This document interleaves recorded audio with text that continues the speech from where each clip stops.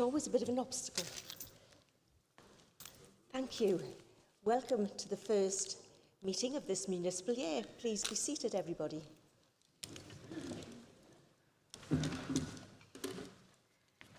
Those of you who are here in May will be pleased to know I have 3 pairs of glasses just in case I have an optical malfunction.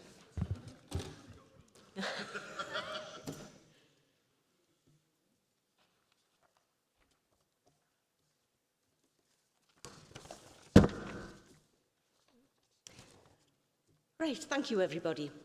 Item number 1, apologies. Thank you, Lord Mayor. We've had apologies from Councillors Chisholm, Copley, Durant, Ellis, Forker, Hindmarsh, Huddart, Iron, McCarthy, Morrissey, Pretzwell, Hazel Stevenson, Storkle Walker and Wright. Are there any other apologies? No. Item number 2, minutes of previous meetings. Does the Council agree the minutes of the special meeting held on the 2nd of March 2022? The minutes of the Council meeting held on the 2nd March. The first one was a special meeting. This is the normal Council meeting. Is that agreed? Agreed. And then the minutes of the annual meeting held on the 25th of May.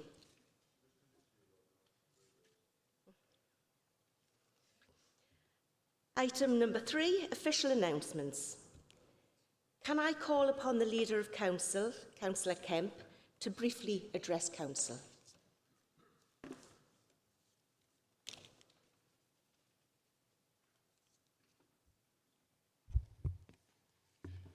Thank you, Lord Mayor.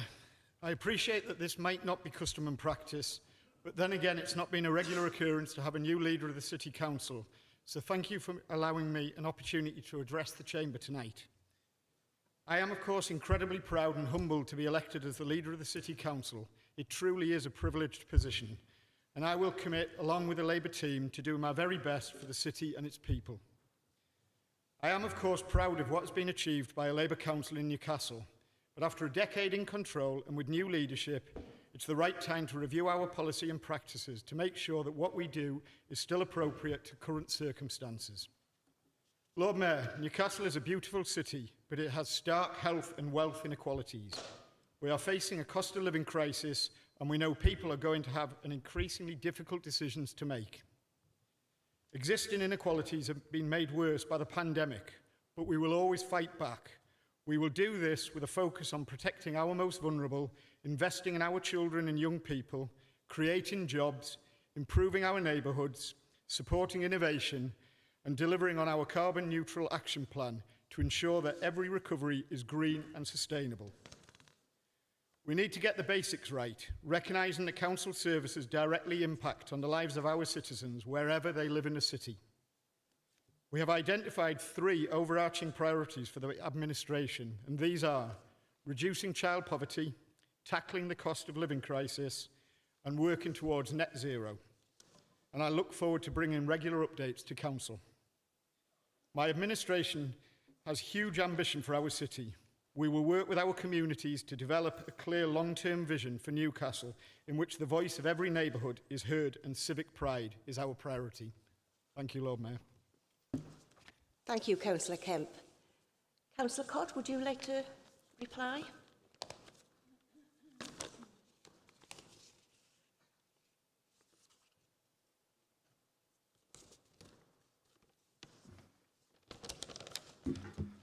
Thank you very much, Lord Mayor, and thank you very much to the new leader of the council. He's carrying on in the tradition which I have sympathy with leaders that are called Nick. And obviously, I aspire to take that position myself at some point, and any future leaders, maybe they'll be called Nick as well. So that would be the first thing to say. And the second thing I want to say is just a little bit about the previous leader. He and I crossed swords many times in this chamber and other places, but I do wish him all the very best for the future. And I do think we ought to mark his contribution as well to this council. He is part of the fabric of this city, And irrespective of our differences, I think we can mark that. Just a few points about the comments that you've made.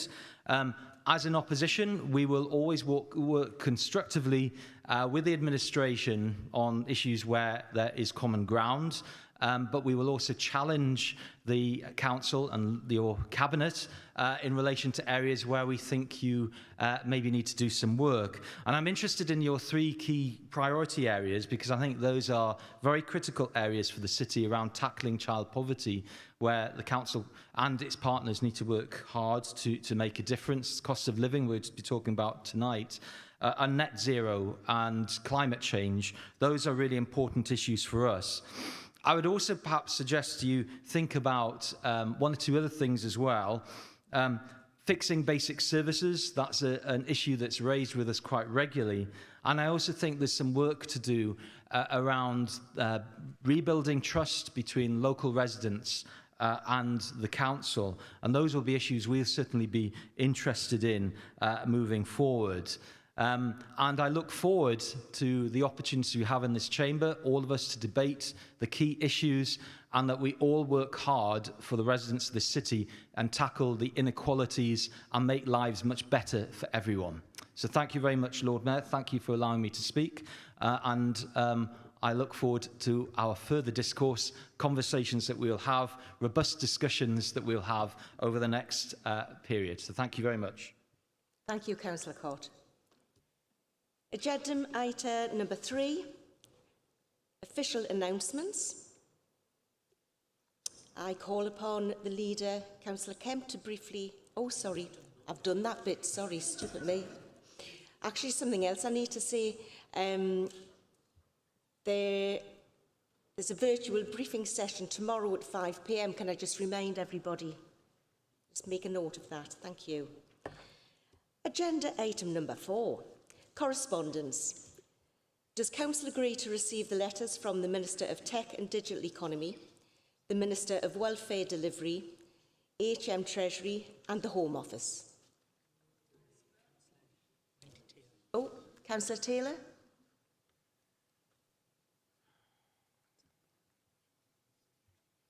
Lord Mayor, well, I'm very happy to receive this correspondence. Do we know if any of these ministers are still in office?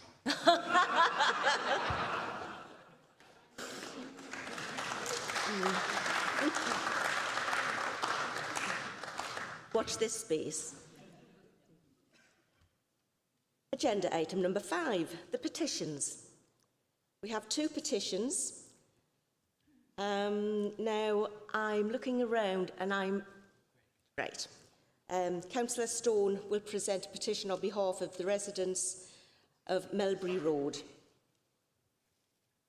Thank you, Lord Mayor. I'm stepping in on behalf of Councillor Huddart, who is sadly unwell this afternoon and can't be here.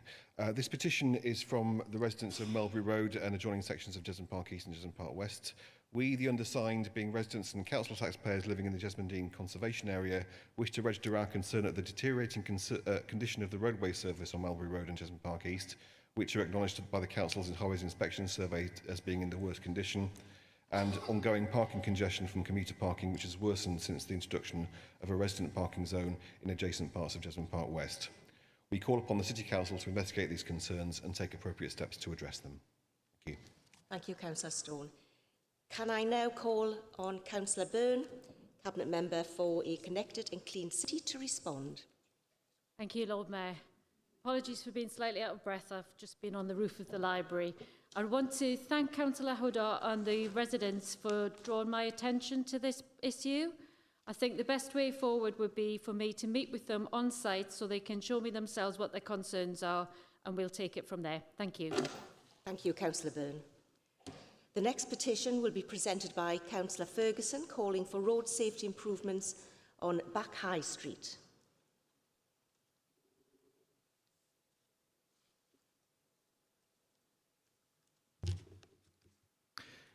Thank you, Lord Mayor. I'm pleased to bring this petition forward on behalf of residents at the northern end of Mac High Street. We, the undersigned, call upon Newcastle City Council to take urgent steps to improve road safety and residential access on Back High Street between Criston Road and Church Road. Back High Street serves as the only access to Homeforth and Homedown houses, providing retirement living for at least 100 residents, about 30% of whom need assistance with walking, as well as an estimated 30 to 40 people from homes on the High Street and Rothwell Road, both of which back on to Back High Street. Official investigations have demonstrated that current access restrictions are not being observed by a significant minority of drivers. Refuse collections are regularly disrupted, increasing the potential of public health hazard. The pavements are broken and frequently mounted by cars, putting slower residents at risk. This section of Back High Street possesses unique features that warrant closer, quicker attention. It is a main access road designed as a back alley.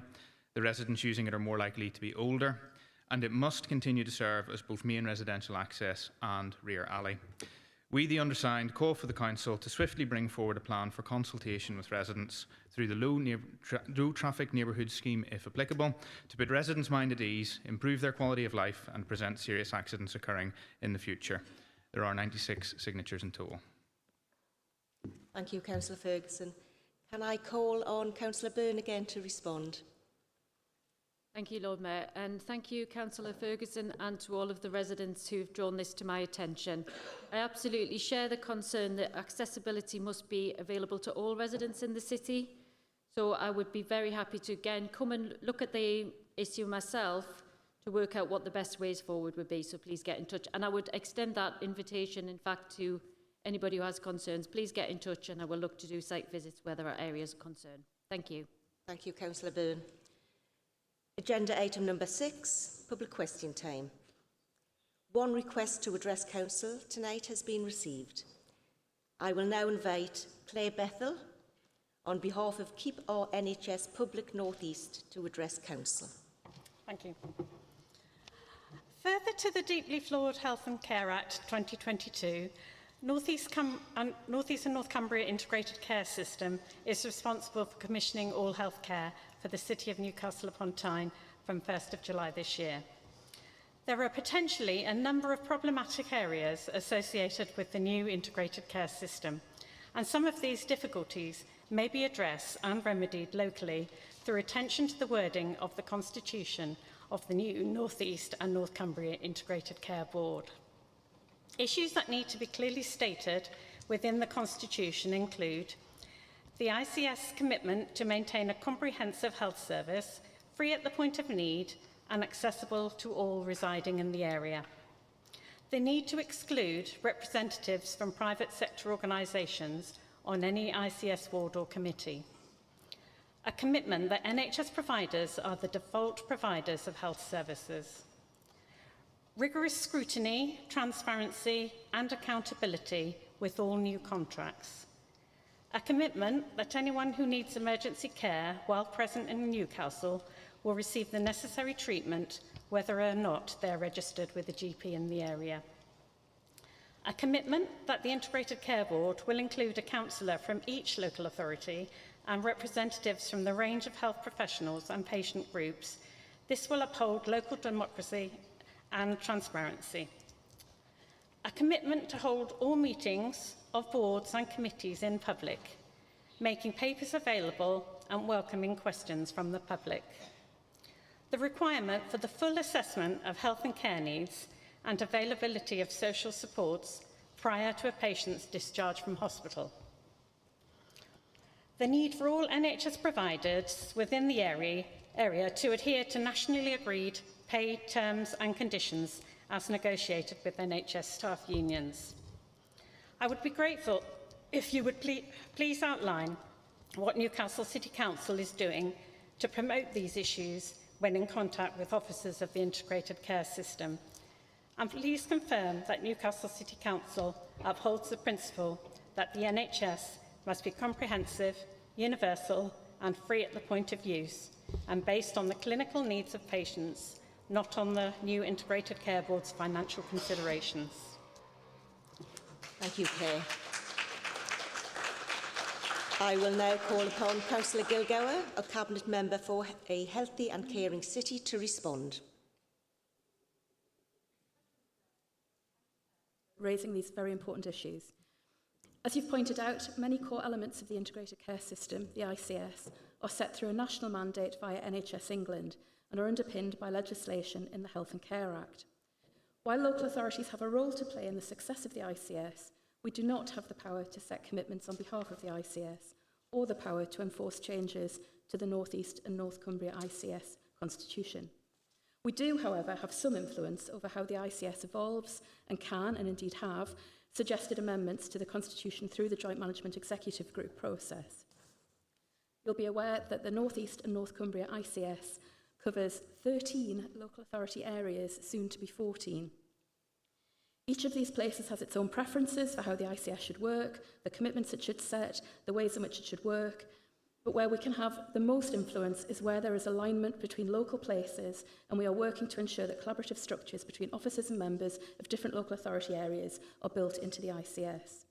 Unfortunately, we're not able to make commitments on behalf of the ICS, and many of your requests would probably be best directed to them directly, particularly now that it has a formal structure in place. However, I will do my best to answer where I can, if that's possible. So, your first point was about a commitment to maintain a comprehensive health service free at the point of need. This is a commitment that has been a core part of the NHS since its formation, and I think is fundamental to its future. We would absolutely support your request to have this added to the Constitution. And for the avoidance of any doubt, I can state categorically that we oppose privatisation of the NHS and charging of any form. The need to exclude representatives from private sector organisations, I think, was your second point. I agree with you. This issue has been considered by Parliament as part of the legislative process. There are restrictions in place to prevent any person whose involvement in private sector healthcare could compromise the independence of the board and/or committees, and I think that's actually in the Constitution. Your next point was about a commitment that NHS providers are the default providers of health services. Absolutely agree with you in principle. The commitments around procurement policy within the NHS are set by the NHS and done in line with NHS procurement legislation, though. Your next point was about scrutiny, transparency and accountability. I absolutely agree, and I understand the current constitution includes a commitment to this. Your next question was about access to treatment. The move to the ICS won't change people's right to treatment in the city. People in the city who require emergency treatment can access this regardless of their GP's address, and the new ICS arrangements will not change this.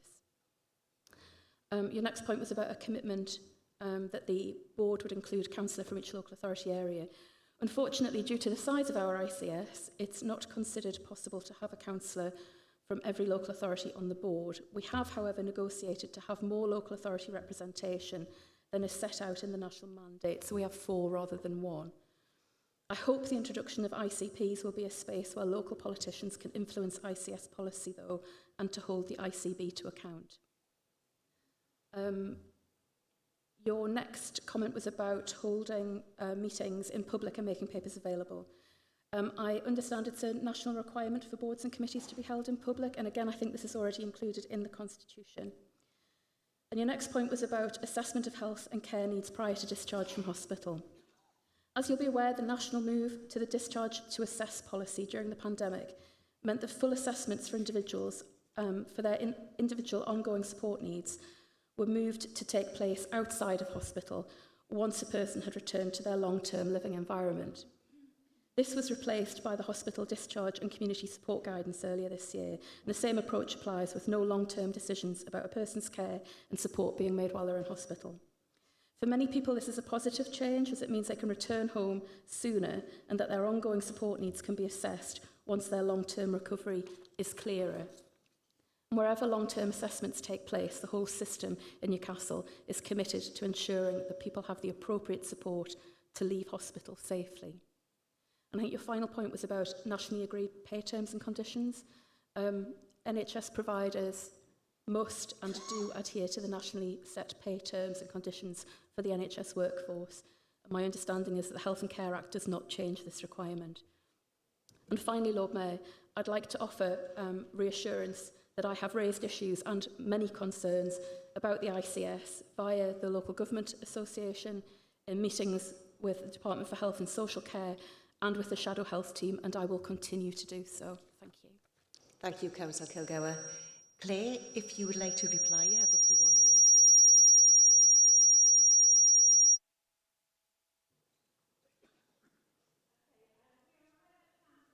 England.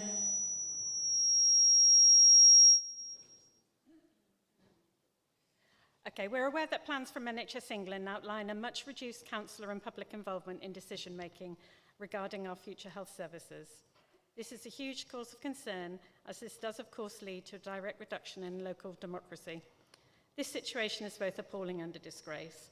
Please know that we, as Newcastle residents, want a publicly funded and publicly provided NHS, and that we support and expect our councillors to stand up, to ask awkward questions, and to fight to protect our NHS.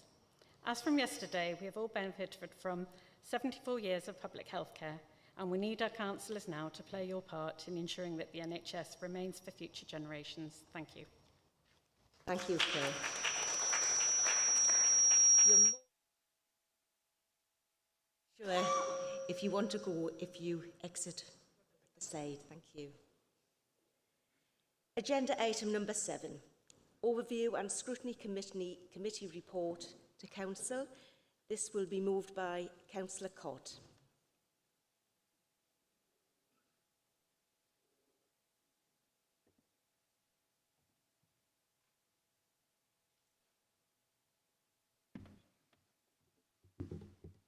Thank you very much, Lord Mayor. It's my privilege to move this report.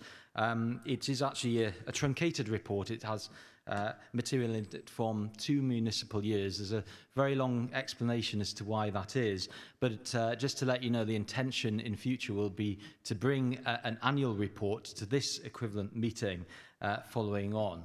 So I will say that. And I just wanted to say 1 or 2 things just as a way of introduction to this report.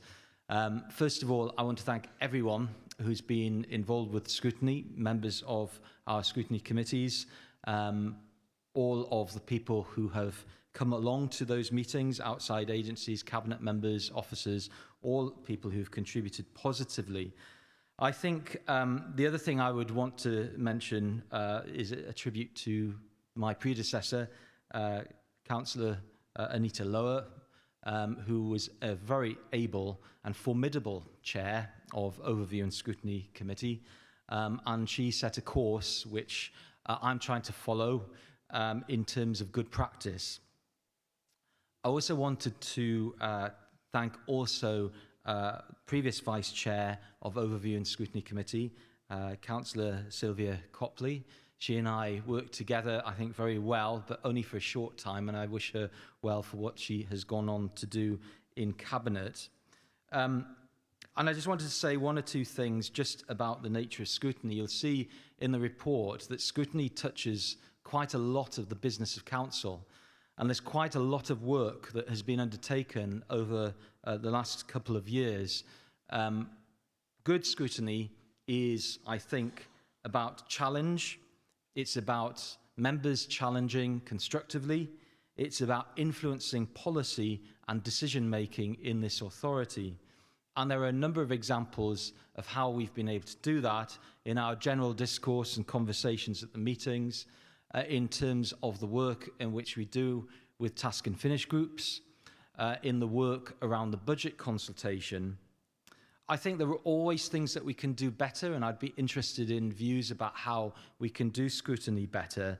Members of the Scrutiny Committee have discussed a number of issues around some of these things, and we are looking very soon to have some training to help us to support our work and to build on, I think, a lot of good practice. So I'm looking forward in particular to working with my Vice Chair colleague, Councillor Linda Hobson, over the next year, and with other scrutiny chairs and vice chairs and all members of the committee. One other thing, everyone in this authority, every elected member here who isn't in Cabinet should feel that they can influence the agenda of scrutiny. So if anyone has any particular issues they want to raise, think we should be looking at, let us know. I think it's fair to say that we're quite interested in kind of public-facing scrutiny, picking up on issues that are of great concern to residents in terms of how the council's delivering things, but also other agencies that we have powers to scrutinise as well. So I'll leave it there and open it up to any questions, Lord Mayor. Thank you, Councillor Cott. This report is for information only, but we do have 4 speakers. Councillors Higgins, Taylor, Ferguson and Kane. If you'd like to take the podium.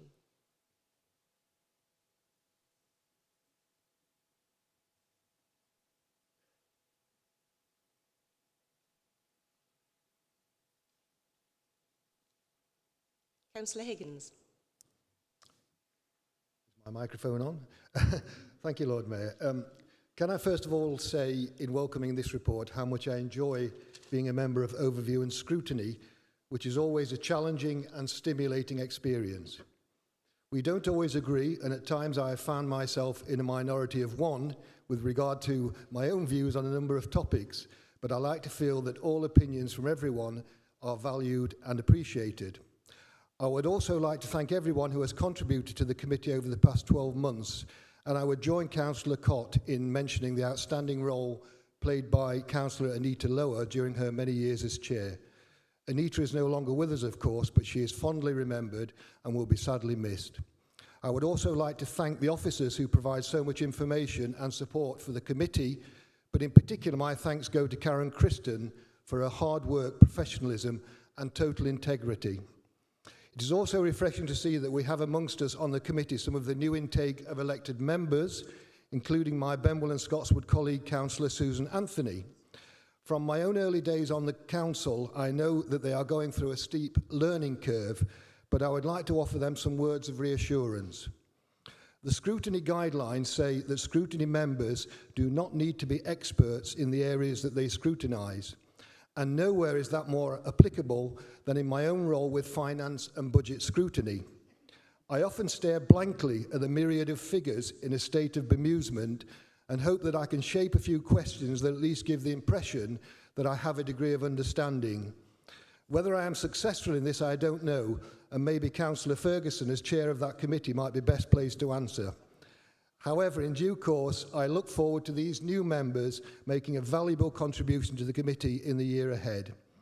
Finally, Lord Mayor, I am aware that there will be a restructuring of Overview and Scrutiny in the months ahead, and as such I am not averse to change. However, it is important to remember that this committee is the preserve and the voice of we humble backbenchers. It is our voice to the Cabinet and to senior managers in the Council, which we so often struggle to get heard. It is therefore vital that we preserve our independence at all costs and guard against inappropriate outside influences. I therefore welcome this report detailing the comprehensive and effective role played by Overview and Scrutiny and commend it to Council this evening. Thank you, Lord Mayor. Thank you, Councillor Higgins. Councillor Cott, would you like to respond to that? Yes, I will. Sorry, I think we're going to take all questions with a response at the end. Okay, I'd be happy to take them this way, whatever's best. Thank you. Okay. We'll do the questions first. Wendy Taylor. Thank you, Lord Councillor Mayor. As Chair of Health Scrutiny, I just wanted to say a few words. Scrutiny is a vital function of this Council, allowing services to be reviewed and concerns raised about specific issues. But health scrutiny is also important because we have the role of reviewing not just council services, but also those provided by the acute and mental health trusts, the ambulance service, GPs, dentists, pharmacists, care homes, the universities, and the CCGs who have just this month moved to the integrated care service. Obviously, over the last 2 years, much of our focus has been on the pandemic, with monthly updates from public health. And the committee was delighted to see the way in which the different services work together to tackle the crisis, from protecting our care homes to driving up vaccination rates in our more deprived and ethnically diverse communities. The committee has also been concerned about the effects of the pandemic on mental health, domestic abuse and safeguarding, and on our care home residents. We are particularly concerned about long waiting times for some services, and we will continue to monitor the situation. Like Councillor Higgins, I'd like to thank our staff and our partners for all the work they've done over the 2 very difficult years, and we look forward to working with them in future. Thank you. Thank you, Councillor Taylor. Councillor Ferguson. Thank you, Lord Mayor. It has been a privilege to be the chair of Finance and Budget Scrutiny Subcommittee for a period of time now that I can scarcely calculate, given that part of it covered the pandemic. But I have immensely enjoyed the opportunity to engage with the scrutiny process. I think that scrutiny is an absolutely vital function of the Council. And I'd like to seek Councillor Cott's views in a few moments about how we can continue to strengthen the role of scrutiny. But before I do, I just want to place on record my thanks to the committee members that I've worked with over the last few years for all that they've contributed, including Councillor Higgins, because I think the point that he raises actually is very fair and important, that local government finance is complex at the best of times, and it is all the more vital for that particular area of the Council's function to ensure that it is understandable to the broadest possible number of people, because it is so important for us to understand how the Council's money is being spent. So I do enjoy his contributions, and I thank him for those. I'd also like to place on record my thanks to Janet Howard for all the work that she does supporting the committee, without which I think we would be kind of lost at sea. And my thanks as well to the outgoing Vice Chair, Councillor Frew, who I hope we will have back at committee in a different guise in the future, although I imagine the conversations that we have will be of a slightly different tenor, but I look forward to those. Strikes me that scrutiny has an incredibly important function in supporting good decision making, good policy development and good governance, and I am minded of the work that I have contributed to in relation to the budget consultation process and the task and finish group that looked into that, and also back in April 2021 some of the work that my committee did in querying the Council's approach to the additional restrictions grant. Those are just two examples of what my committee has been involved in, and I welcome Councillor Cott's views on how we can continue to strengthen, deepen and develop the way in which scrutiny can support the vital processes of the Council. Thank you, Lord Mayor. Thank you, Councillor Ferguson. Councillor Kane? Yes, thank you, Lord Mayor, and congratulations on your elevation to Lord Mayor.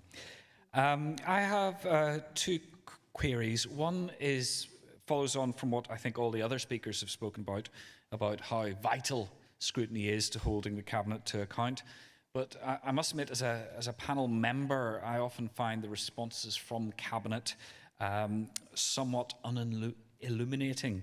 And I was wondering if Councillor Cott, perhaps in the review of overview and scrutiny, could think about how we could track how recommendations for scrutiny are addressed by Cabinet, because unless we do have an influence, then the process is flawed. So I personally would like to see something a little bit more robust on that side.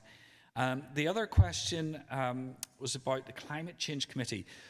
In the past, when I've asked about updates on the Net Zero plan, it has been mentioned in passing in the response that the Climate Change Committee is not a scrutiny panel, and which begs the question, why not? We've had the Leader of Council set out that net zero is one of the 3 priorities for the city.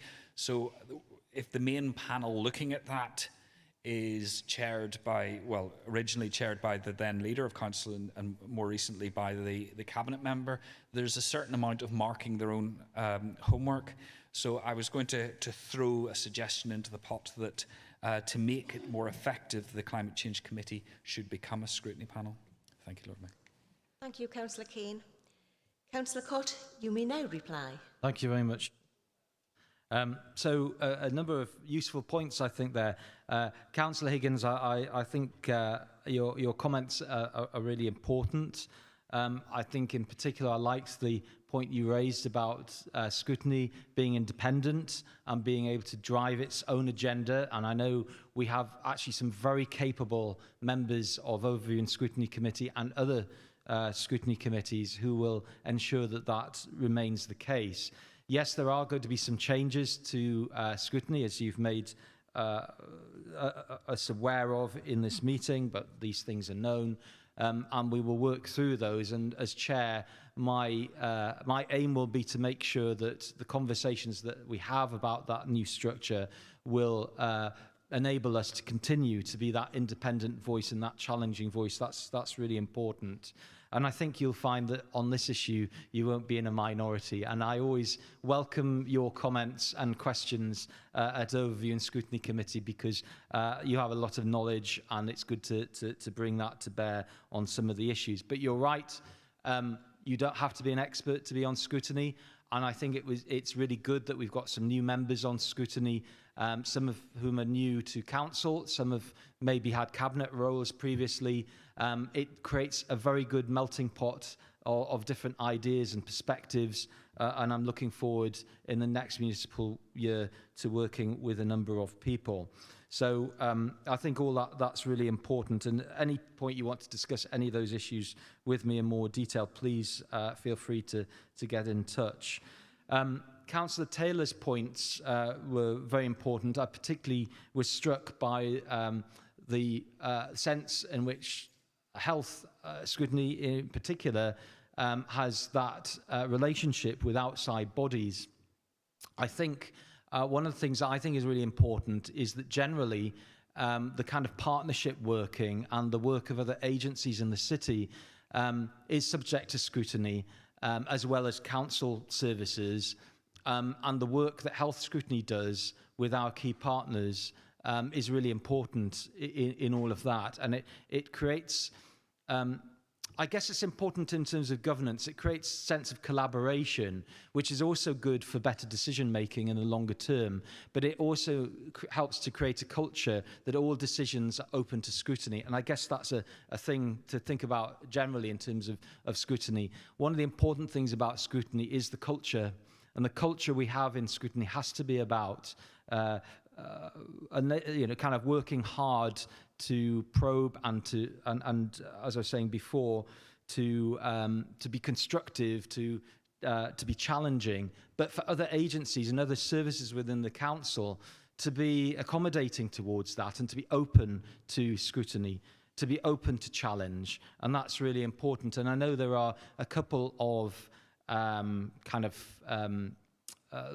things happening at the moment. We have peer review, LGA in the city. We also have the SIPFA review as well. Those will those two reviews point to examples where that sort of culture is embraced. Councillor Cott. Across the authority. So I will come to an end. So on that level, I think that's really important. The other thing there's a couple of things I need to say then in relation to Councillor Keynes and Councillor. Sorry, I'll need to hurry up then. A couple of other points that I need to raise. Councillor Kane, you raised the point about climate change. The Climate Change Committee, well, we can certainly have a look at the work of the Climate Change Committee. We have actually discussed that previously in the past in scrutiny. Obviously, these decisions were made, I think, at cabinet level, but we can certainly have a look at that. The issue that you raised around kind of keeping a track of the questions that we ask and getting responses, that's an issue that we have been working on. And I guess that one thing that I can do as chair is to make sure that we do get prompt responses. Councillor Cott. You want me to stop? Yes, you've had your 3 minutes and some. Okay. I was trying to be... I understand that. Signs and whatever. I will respond to others on email then with the rest of these issues. Sorry about that. That's quite all right. One strike.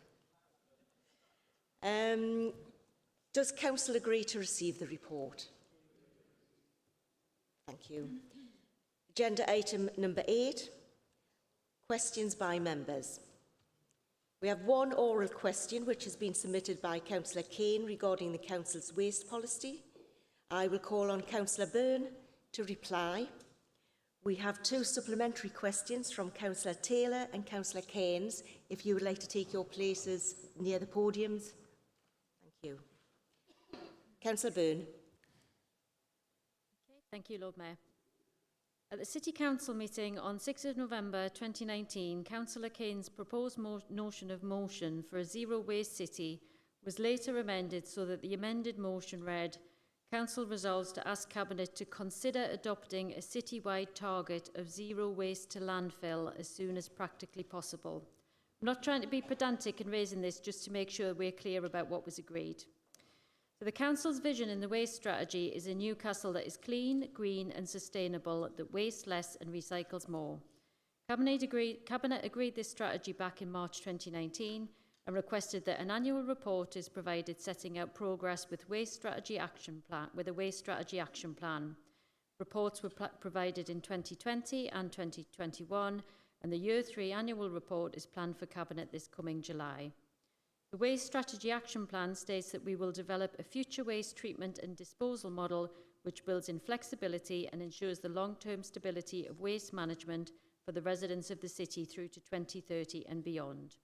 It also states that we will select the process to treat residual waste, waste that remains after all reuse and recycling has been removed, maximising the contributions to reduce the Council's costs, minimising environmental impact and avoids landfill. The July Cabinet report will set out the significant delivery highlights against the Year 3 actions, and despite COVID, strong progress is being made. Thank you. Thank you, Councillor Byrne. Questions from Councillor Taylor? Oh, sorry, Councillor Kane can ask a supplemental. Sorry. Yeah, I'm not quite sure if that answer said that whether Cabinet had adopted the zero waste policy or not, so maybe Councillor Byrne could add that. But my follow-up question is on the decision to join the waste to energy project in the Tees Valley. The report for that decision suggested that going ahead with it would reduce the recycling rate by 8%, and I was wondering how that fitted with the ambition to recycle more. No, our involvement in that project does not mean that we will reduce our recycling rate. I think, Councillor Kane, you're referring to the particular issues about the changes in the Biker plant. So I think what everybody needs to be clear is that by proceeding with this, we are working towards a much more ambitious recycling target, and we wouldn't agree to any project that reduced our recycling rate. Thank you, Councillor Byrne. Councillor Taylor? Yes, my question's also about the recycling rate. I mean, there have been concerns that the percentage of waste recycled really hasn't increased over recent years.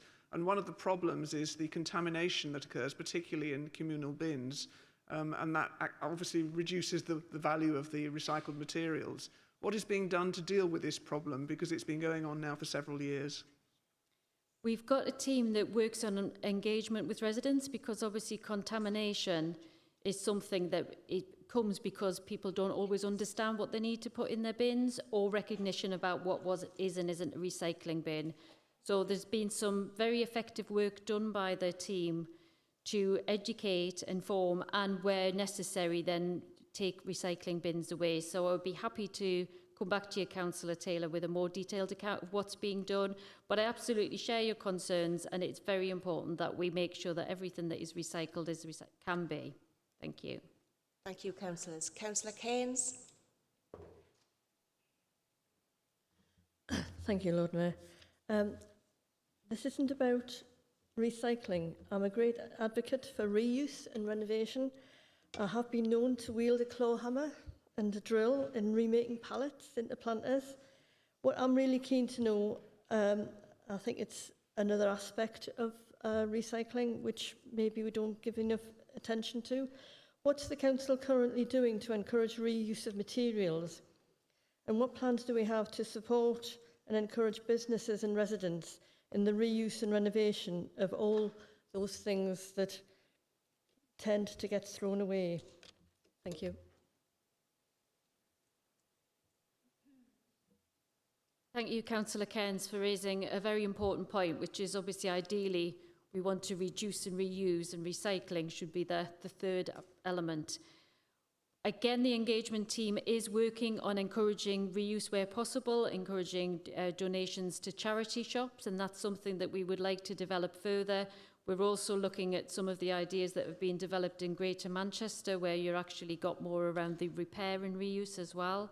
So I think that is something that I would like to see being a strong element of our Year 4 part of the action plan.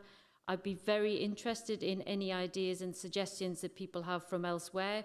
I know my colleagues have mentioned in the past about some of the things that have been done in Scandinavia, where they really are well ahead on repairing items and reusing. So please come back to me, please give me good ideas, and we will look to implement them this year. Thank you. Thank you, Councillor Byrne. 6 questions marked for written reply have been circulated. The responses were included in the supplemental agenda and published on the website. Agenda item number 9, appointments. Are the appointments agreed as set out in this supplemental agenda? Agenda item number 10, notice of motions. The first motion, safe night time travel for workers. I call upon Councillor Kemp to move this motion, seconded by Councillor Story.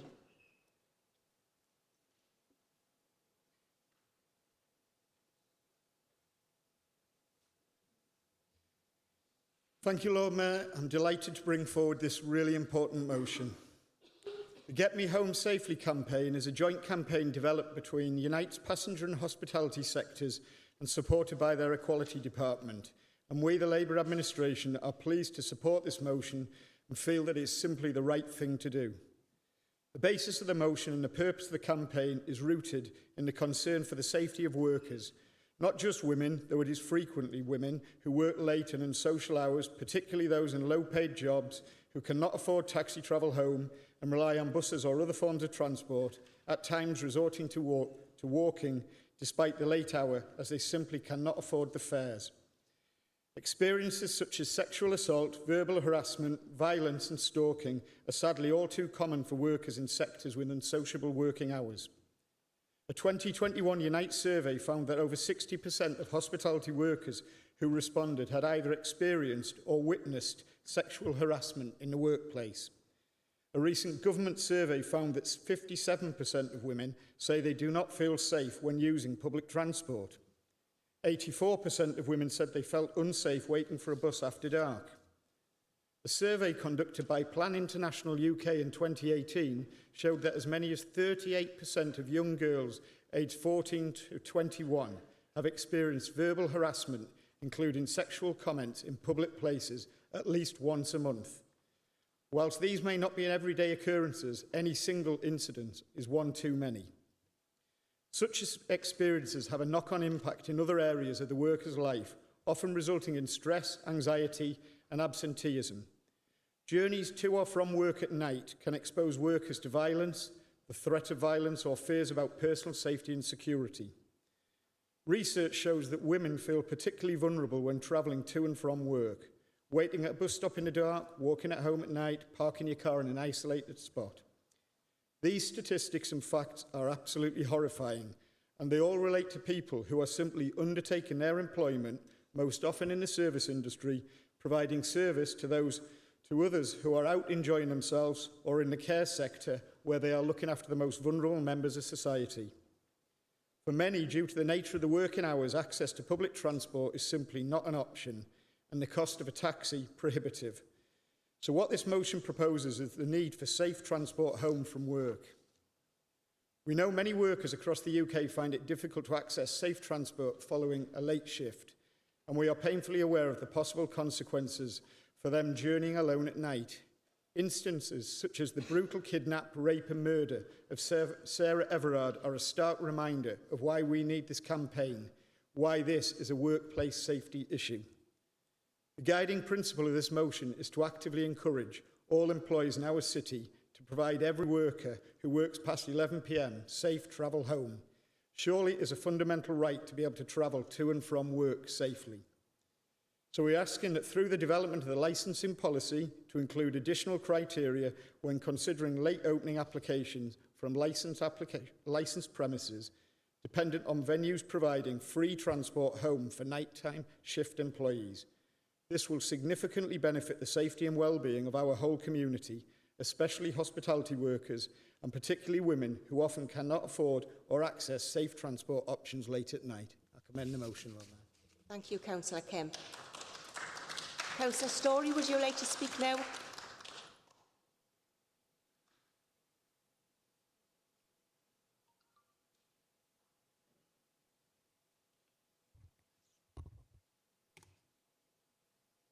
Lord Mayor, Council, as a member of Unite, I'm incredibly proud to support and second this motion, and I want to thank the leader for bringing such a hugely important issue to Council tonight.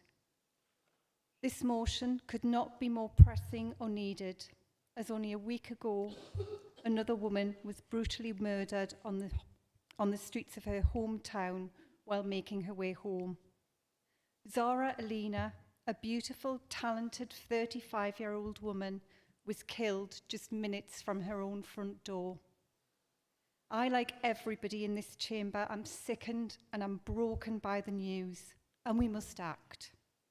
All of us together right now to do something to prevent another woman being killed on her way home in her hometown.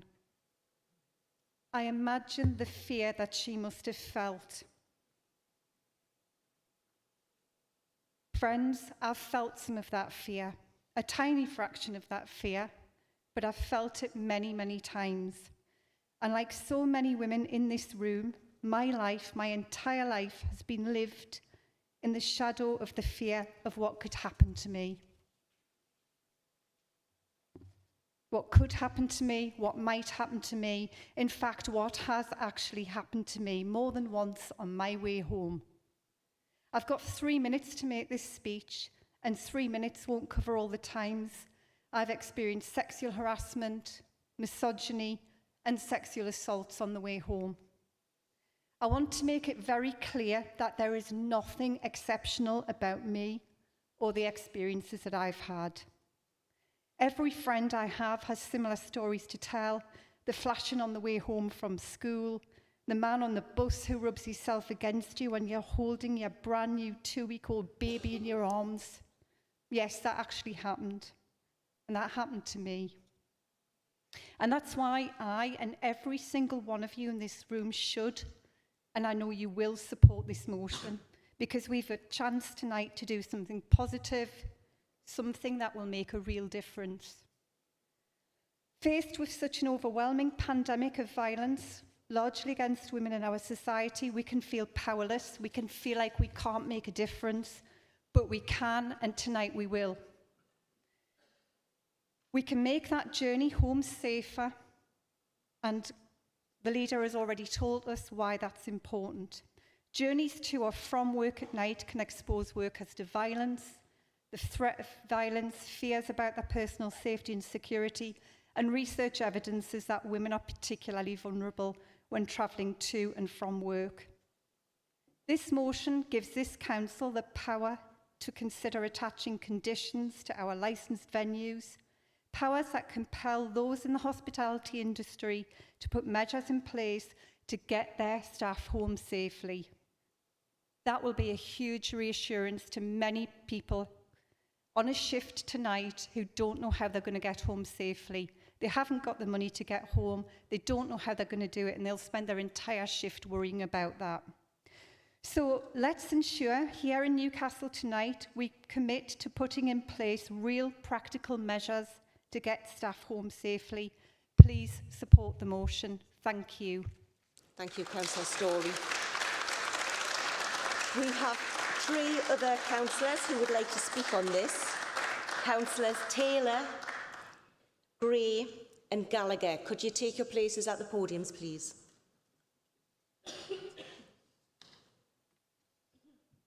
Thank you, Lord Mayor. It's a very sad fact that at a time when in many ways life in this country is better for women than it has ever been, it can still be unsafe for women to travel alone at night. Although fortunately serious attacks on women at night are rare, the results can be utterly devastating. For the woman herself having to live with the aftermath of an attack or rape, for her friends and family, and for other women whose jobs involve shift work and have no choice about travelling at night.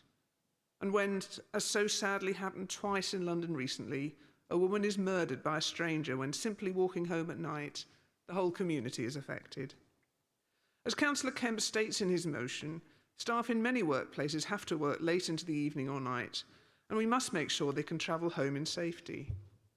I was very lucky in my working life that when I worked at night, I was either living in the hospital or able to drive in. But owning and running a car is currently not an option for many women, with the massive rise in fuel prices and the cost of living. Ideally, nighttime public transport would be available, but we know there are problems with funding, particularly since the pandemic. So the call for funding from the Government's Safety of Women at Night Fund is very timely.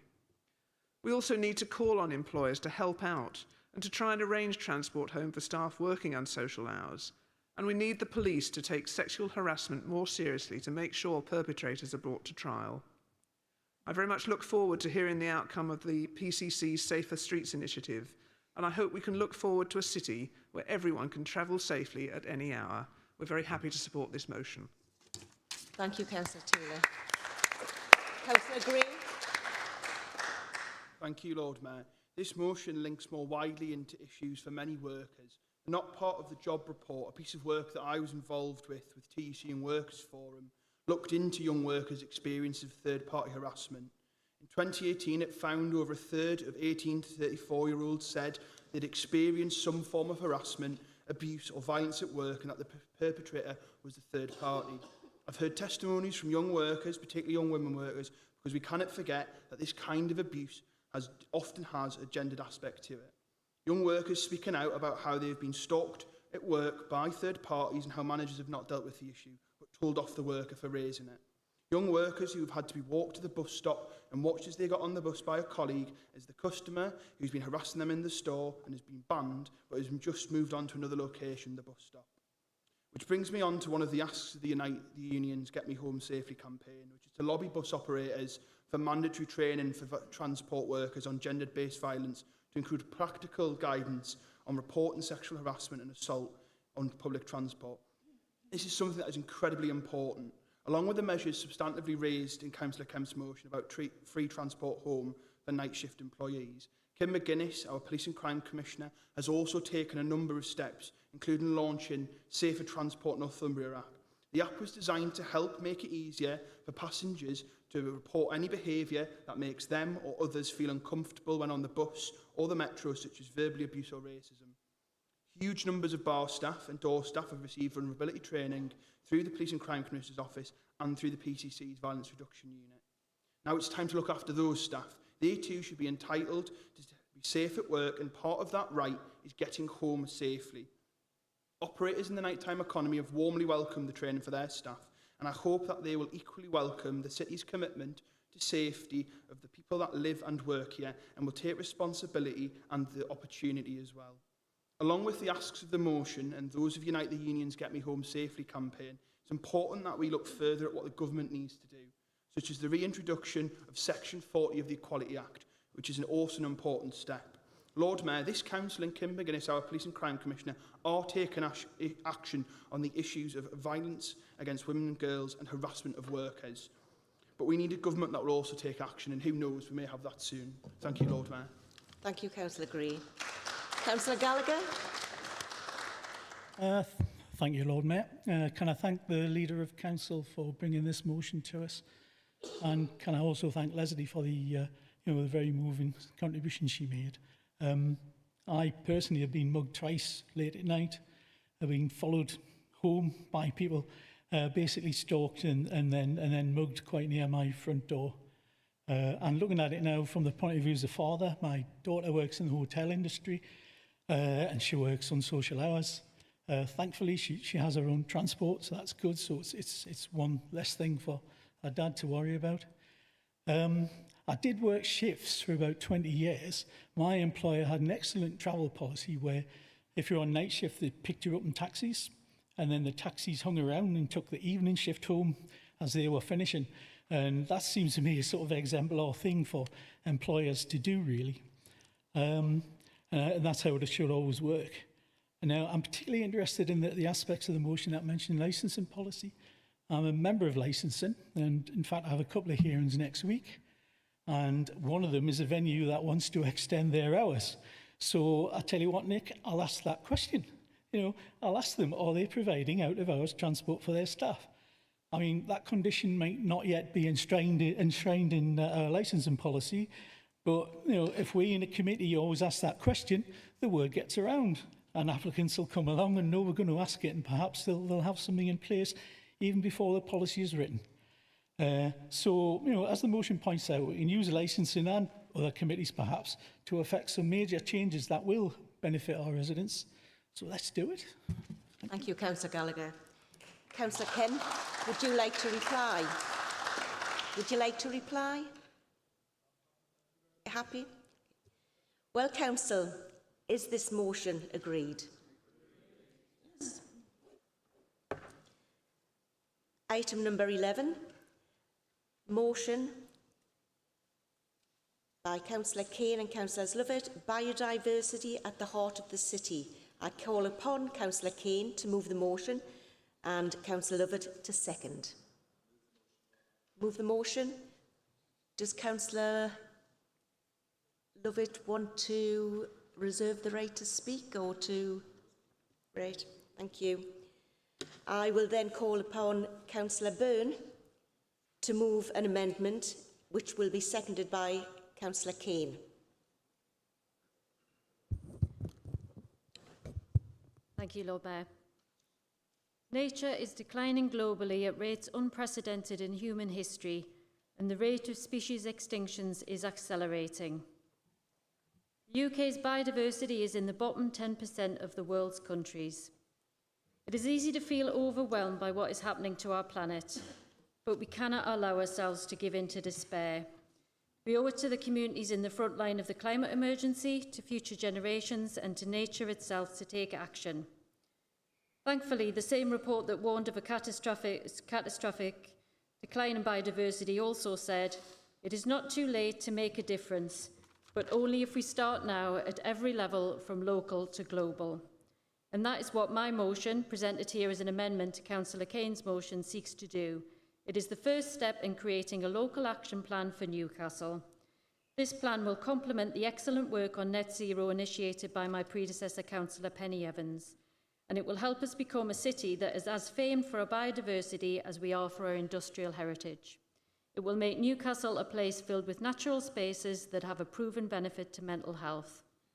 I realise that some of the actions outlined, such as phasing out weed killers, will concern communities who value their tidy, well-kept spaces, which is why I am committing to working with communities on solutions that work for them. Cooperation will be key to success for this plan, which is why I'm delighted that Councillor Kane accepted my offer to collaborate on biodiversity tonight. I think that between us we have come up with a comprehensive set of actions that will make a real and lasting difference, so I urge Council to support this amendment so we can move forward with hope. Thank you. Thank you, Councillor Byrne. Councillor Kane, would you like to respond now, or...? I'll speak now. Thank you, Lord Mayor. There are quite a few councillors here, with no offence, are of my vintage and older, and I'm sure you all remember road trips when you were children, and if you were driving in the sort of late spring, maybe early evening, the windscreen would get covered with squashed insects. You might have noticed that doesn't really happen anymore. You don't have to clean your windscreen of dead insects, and there's a very good reason for that. The sheer number of insects has declined by 60% in the last 20 years, which is quite shocking. It's even more shocking when you think that 3/4 of all crops rely on insects for pollination. So this isn't just a sort of tree-huggy, nice-to-have project idea. It is a really, really serious issue.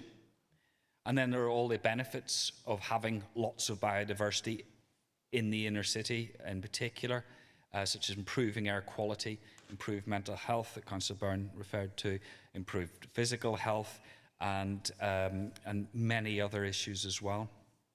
I did list a number of actions, and I'm very pleased that Councillor Byrne has agreed to incorporate them into the amendment. They are a little bit of a ragbag, but it was to try and illustrate how biodiversity could be embedded more into everything we do. For example, allotments. Anybody who's run allotment will know that if you try and garden in an environmentally friendly way, you can run up against allotment committee's rules very, very quickly, and it's in conflict with the current cultivation advice. So I really do think we need to sit down with Urban Green and revise those rules and revise that advice to reflect a biodiversity area. Trees, another issue, and I know Councillor Ashby is going to give an example of this, but I'm sure we've all lost trees to disease recently, and the question is not just will they be replaced, but where they will be replaced, because we don't want to denude urban areas. Low traffic neighbourhoods, massive opportunity to bring planting colour into our streets. And if anybody has seen at the minute the cycle route across the city stadium that we got installed about 10 years ago, and see the wonderful colours that have been produced between the two paths, it is quite extraordinary and very, very popular, not only with local residents but with the local bees as well. And another opportunity which addresses another issue of flood risk is to start embedding local small sustainable urban drainage swales planted up in our streetscapes every time we do a major project. And I have requested this for, say, the Heaton Park cycle scheme, and it was turned down. But when you see these in other cities, and London has started putting them in quite a few places, they not only look brilliant, but they will also help deal with flooding issues.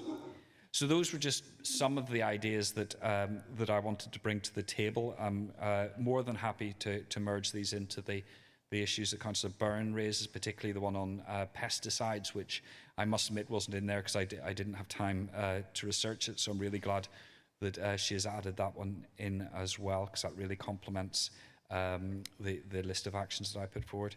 So yes, I do hope we can proceed on an agreed basis and agree this amended motion. Thank you, Lord Mayor. Thank you, Councillor Keane. We have 5 speakers: Councillors Lovett, Keynes, Ave, Shatwell and Donnelly. Could you make your way to the podiums, please? Councillor Lovett, would you like to start? Thank you, Lord Mayor. I'm pleased to second the motion, and a motion hugely important to our city, and thank you for the amendment as well. Biodiversity or biological diversity is the variety and variability of life on Earth. It is a measure of variation at the genetic, species and ecosystem level. According to a 2019 Global Assessment Report on Biodiversity and Ecosystem by the IPBES, which is the Intergovernmental Science Policy Platform on Biodiversity and Ecosystem Services, 25% of plant and animal species are threatened with extinction as the result of human activity. And in the 5th edition of the UN's Global Biodiversity Outlook Report, none of the 20 objectives set out in 2010, none of the targets were actually achieved or met by 2020, or had not been fully met. In our city, there is a requirement for the delivery of 10% biodiversity net gain in the planning developments to enhance biodiversity and create new green spaces for local communities to enjoy. This is adopted by Newcastle City Council policy, and it also requires development to protect and enhance habitats and provide net gains in biodiversity. There are 22 action plans which cover habitat and species, including brownfield land, managed urgent green space, native woodland, transport corridors, shrub and hedgerows. But despite this, a recent planning application in Felton Avenue in Fordham and West Gosforth was approved in what ward councillors and residents considered to be the wildlife and transport corridor. That's just something to consider. It's 10 years since Thunder Thursday, yet we still have flooding across the city. In October 2021, the Metro line was down at Regent Centre, and there was flooding to several properties across the city and roads, and in my own ward, we had flooding in properties. I'm aware that there are plans in place to protect those properties, but this relies on funding, which would not be available until 2023. I second the motion and hope that as a council we can achieve the objectives, plant trees and flowers, encourage wild animals, birds and insects to thrive, and review and amend council policies where needed. Let's do this in a timely manner. We must act now. Thank you, Lord Mayor. Thank you, Councillor Lovett. Councillor Keynes.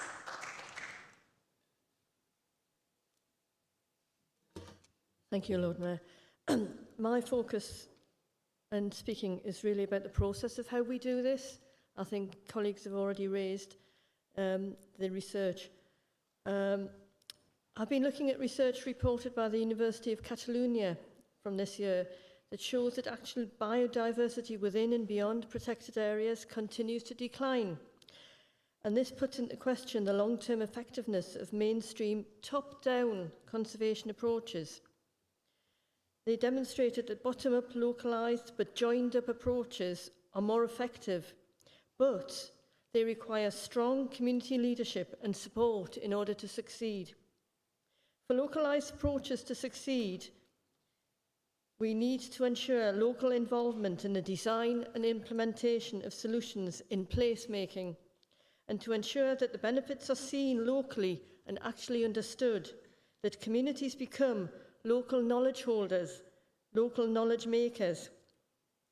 The valuing and development of local knowledge and increasing public participation in decision making, not just via consultation, are key determinants of the success of local ecological biodiversity projects. Local community participation in the increase in biodiversity contributes to buy-in and long-term success. Residents have a key role as stakeholders and knowledge holders. As a council, we need to work with our communities, both of interest and geographical, to enable them to take ownership as local stakeholders in their own placemaking. As ward councillors, we need to encourage local projects that enable residents to learn more about and to value biodiverse environments and to take a lead in their development locally. As a council, we will not succeed in enhancing our city environment by doing to neighbourhoods. We will succeed most effectively by working with all our neighbourhoods and empowering them to take ownership via local actions on biodiversity. Our role as a council in enhancing the biodiversity of our city should be to identify all the ways our policies and actions could support that aim. Colleagues have raised that already. We also provide the joined-up template. We help local projects to connect and support each other via sharing local experience and knowledge. As a gardener, 6 months to me is sufficient time to identify spaces and begin sowing seeds. That takes us to spring 23. 6 months lead-in takes us into late winter and a potential opportunity to carry out a citywide snowdrop planting. Snowdrops in the green sounds like a good way to conclude the 6 months work this motion sets out. Thank you.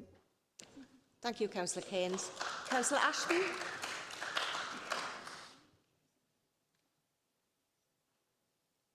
Councillor Shatwell, would you like to go to the podium and get ready? Thank you, Lord Mayor. And can I just welcome the leaders' three priorities, cost of living, on which I hope to speak later, and net zero, green, and therefore this debate on biodiversity is particularly timely. It's a growing concern that so many creatures and plants are struggling for survival, often as a consequence of human industry, agriculture and growth over the centuries. We're the guardians of this city now, but also of its future. We must take as much positive action as possible to mitigate the negative effects of our own developments over the centuries. Our planning process includes measures to promote diversity, but there's a clear need for a diversity plan to promote net gain of habitats for species and their food sources in this city. Now, I would want to say just a quick declaration of interest. Although I am supportive of the whole of the world of nature, I do make one exception, and that is the London plane tree, which, despite its utility, I am particularly allergic to. The growth that we have out there is a habitat particularly for bees. Bees are under huge global threat. Without bees, there is going to be even more food shortages than they're already likely to be as a consequence of conflict. We rely on bees, those invisible social creatures to spread pollen from plant to plant and to enable them to germinate and to grow. What we do need to note, however, is that nature is untidy, stuff grows, it has a life cycle. We cannot have a nature wildlife like a back garden, constantly mowed, and that means that some people are going to be concerned about the untidiness.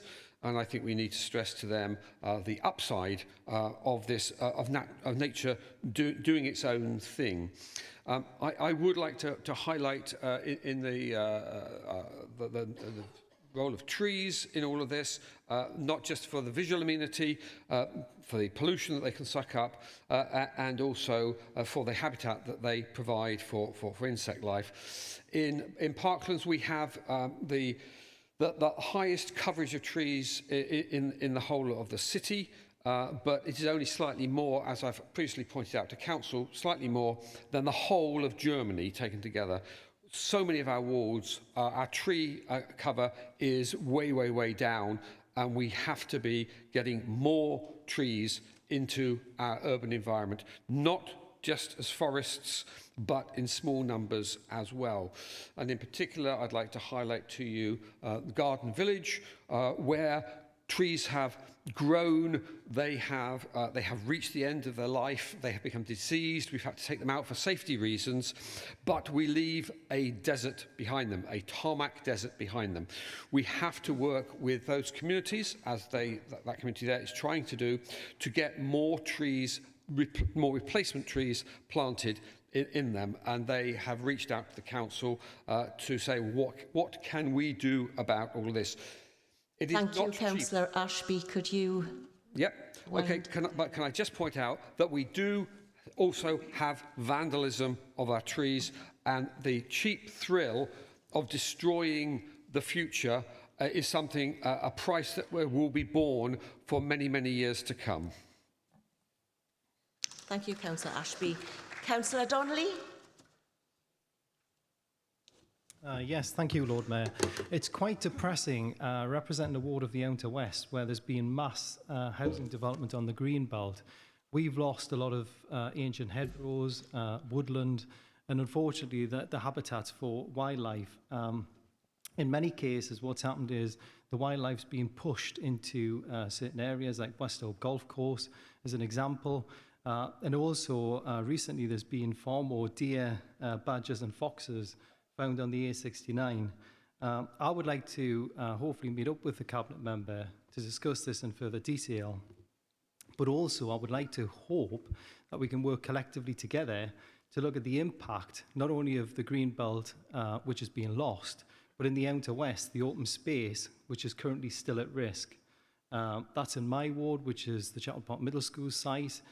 Furthermore, it's the Parkway site phase 2, and it's also West Etton Association site. So we need to ensure that this is not just on paper, it's in practice, and we need to safeguard current habitats which exist. Thank you, Lord Mayor. Thank you, Councillor Donnelly. Councillor Shatwell. Thank you, Lord Mayor, and thank you to Councillors Byrne and Kane for their work on the motion. Like Councillor Cairns, I'd just like to focus on one key aspect tonight, which is how these changes can be developed with our communities. Many communities are already employing citizen science and cooperative principles to build sustainable alternatives. And by sustainable, I mean environmentally, economically and culturally sustainable. There's brilliant community work happening across the city, such as Scotswood Community Gardens, Edible Elsick and Western Women and Girls Farm. They actually have a small holding in Northumberland. Biker Community Planting and Shieldfield Artworks Community Garden, which opened this week. Several of these projects have recently received match funding via the North of Tyne Combined Authorities crowdfunding scheme, which focuses on locally led community recovery and resilience from the pandemic. This motion states that we'll work with local communities to develop appropriate alternative management systems for their neighbourhoods.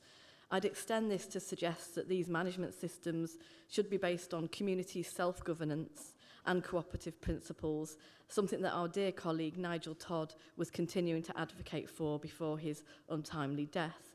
He would often reference the Clouston Hill Farm in Forest Hall, which in the 1890s attempted to organise society differently through cooperative self-governance, growing food in abundance with all kinds of vegetables, orchards and acres of grain crops, plus giving its members assurances against poverty and sickness by providing free education, clothes and moral improvement. For Nigel, biodiversity in Wingrove meant turning it into a sustainable inner-city garden suburb, which he championed through Greening Wingrove and by working with community at its grassroots.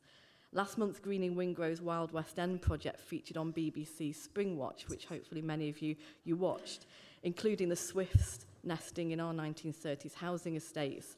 It was brilliant watching a local resident on the TV explain with absolutely joy how doing these daily Swift surveys became an obsession for him during lockdowns. The surveys have shown that Fenham is a haven for swifts, which has resulted in a policy change by YHN to change its roof repair programme to avoid the swifts' nesting season period. This was a 3-year HLF-funded project to see whether we have at-risk species in Fenham. However, community volunteers are still observing West End wildlife, whether it be going out with bat detectors or using hedgehog tunnels in their gardens or allotments. Awareness of our urban wildlife has increased as a result, which can only be a good thing and can hopefully lead to further community-led local change. Of course, our existing green spaces and allotments also have a vital role to play, including the town moor. Nigel would be happy to see the Greening Wingrove Bike Garden in Nunsmore Park just recently receiving crowdfunding and developing a resident-led tree planting programme, a green food business and an events programme. So working with communities on local solutions is the best way forward, ideally also with shared ownership and self-governance to enable that longer-term sustainable change and local wealth circulation. Thank you. Thank you, Councillor Shapwell. Councillor Kane, would you like to reply? Are you quite happy to waive it? Before we move on, can I just say congratulations, Councillor Keynes, that was your maiden speech.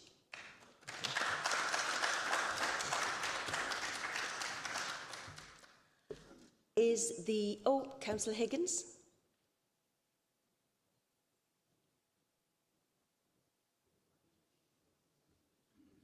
Yeah, just to say that Councillor Shapwell made reference to the wonderful Scotswood Community Garden, and he did declare an interest as the proud patron of that particular project. Thank you. Thank you, Councillor Higgins. Shall we move on? Is the amendment agreed? Agreed. We'd like to vote on the motion now, if it's not agreed. Yes. Motion agreed with the, yeah. Is the motion agreed as amended? Agreed? So that's that. Yeah. Item number 12, postponement of the clean air zone. I will call upon Councillor Campion to move this motion, and it will be seconded by Councillor Stone. Thank you, Lord Mayor. We are facing a climate emergency across our city. Air pollution is an increasingly deadly, silent killer, and it is one that our city's children are dealing with the brunt of this issue as their school streets become notorious poor air quality hotspots. Although I'm pleased to see the great work on the New School Streets initiative, and I would like to pay tribute to the great work of both Sustrans and council officers for helping to deliver this, so far, school streets have only been implemented for one school across the whole city. And even then, the council hasn't actually got the enforcement powers to fine those who still choose to drive in. If we are to solve this air quality crisis, then we must do more. Now, of course, the air quality issue doesn't just stop at the end of the school road. The city centre, with the central motorway exacerbating this further, has some of the worst air quality in the region. And this is impacting not just those residents who live within the city centre, but the many residents across our city who choose to work and study in our city centre. We must do more to ensure the city's taxi drivers can have access to electric vehicles, that delivery and courier services are using electric vehicles, that our bus operators are able to transition to electric vehicles, and of course, that everyone feels safe enough to choose to walk or cycle into the city centre. Now, although I'm not sure there's much of a government left to lobby at this point, I think it is key that we ensure Newcastle City Council, our city, shouts loudly for what we think people need. We must do more, we must shout louder to get a fair deal from government, to ensure that our taxis are being supported, to ensure that we have enough to give proper cycle funding. But Council, I ask you this. Are you really satisfied with the current plan? Do you really feel this is something we're leading the way on? Or do we want to make sure that we seize this opportunity to ensure that we make the best of this situation and tackle our clean air crisis head on? Thank you, Council. Thank you, Councillor Campion. Councillor Stone, would you like to speak now or reserve? Yes. Yes. We have 3 speakers. Councillors Byrne, Higgins and Woodard. Could you take your places by the podiums, please?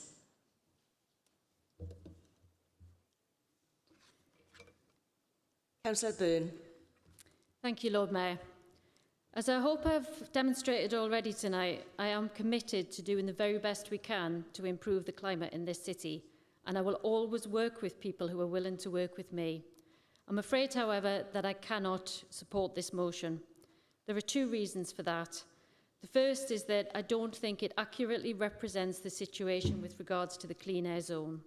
As Councillor Campion is aware, the delay in implementation was due to our desire to make sure that anybody whose vehicle would be affected would have an opportunity to access the grants before it was implemented. And the delay was caused by the government's delay in responding to us. As you've rightly pointed out elsewhere in the motion, there is a cost of living crisis. We are not willing to move forward with something that will make people's lives more difficult at a difficult point. So it is not a failure of ours that there is not a clean air zone. It is a clean air zone that will be happening once we can support people appropriately. I also think that it seems odd to call on us to implement our school streets plan when, as you are well aware, we have implemented it. You mentioned Hotspur yourself, and there will be another school street happening next Friday. So progress is underway there. The other reason that I oppose this motion is because I think it is rather confused in what it's asked us to do. You ask us to review and replace the clean air strategy. So which is it to be? You ask us to move forward with actions, and then you ask us to stop back and review what we are doing. This doesn't make sense as an appropriate way forward. However, because as I say, I'm always open to good ideas, I'm more than happy to look at the positive aspects of the motion, which is the suggestion that we improve monitoring and that we look at the evidence around workplace parking to see whether that is something that we could implement in the longer term, though again I would have to stress I will not be introducing any levies under the current cost of living crisis. Thanks, Lord Mayor. Thank you, Councillor Byrne. Councillor Woodard. Lord Mayor, I thought I had a bit more time than that.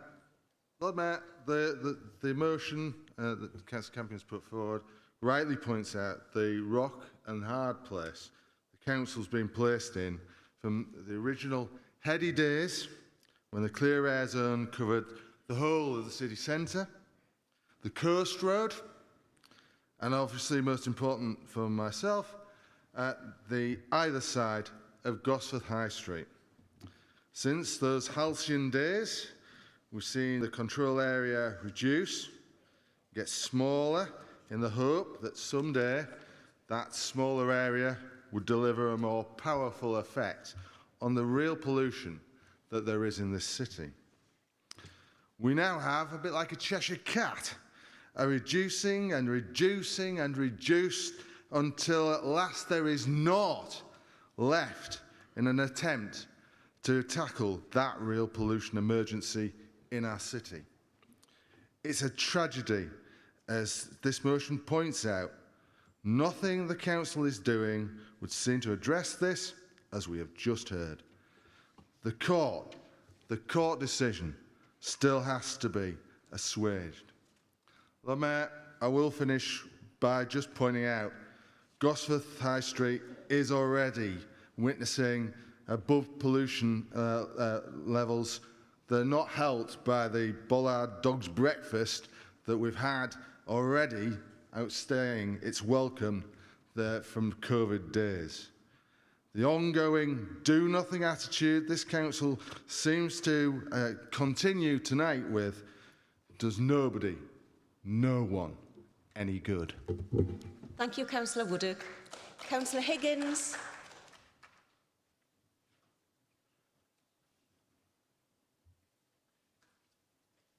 Lord Mayor, in speaking against this motion, can I first of all welcome Councillor Campion to his role as opposition spokesperson on transport, and perhaps express a hope that he might avoid the temptation to feature in the local media quite as much as his predecessor in that role.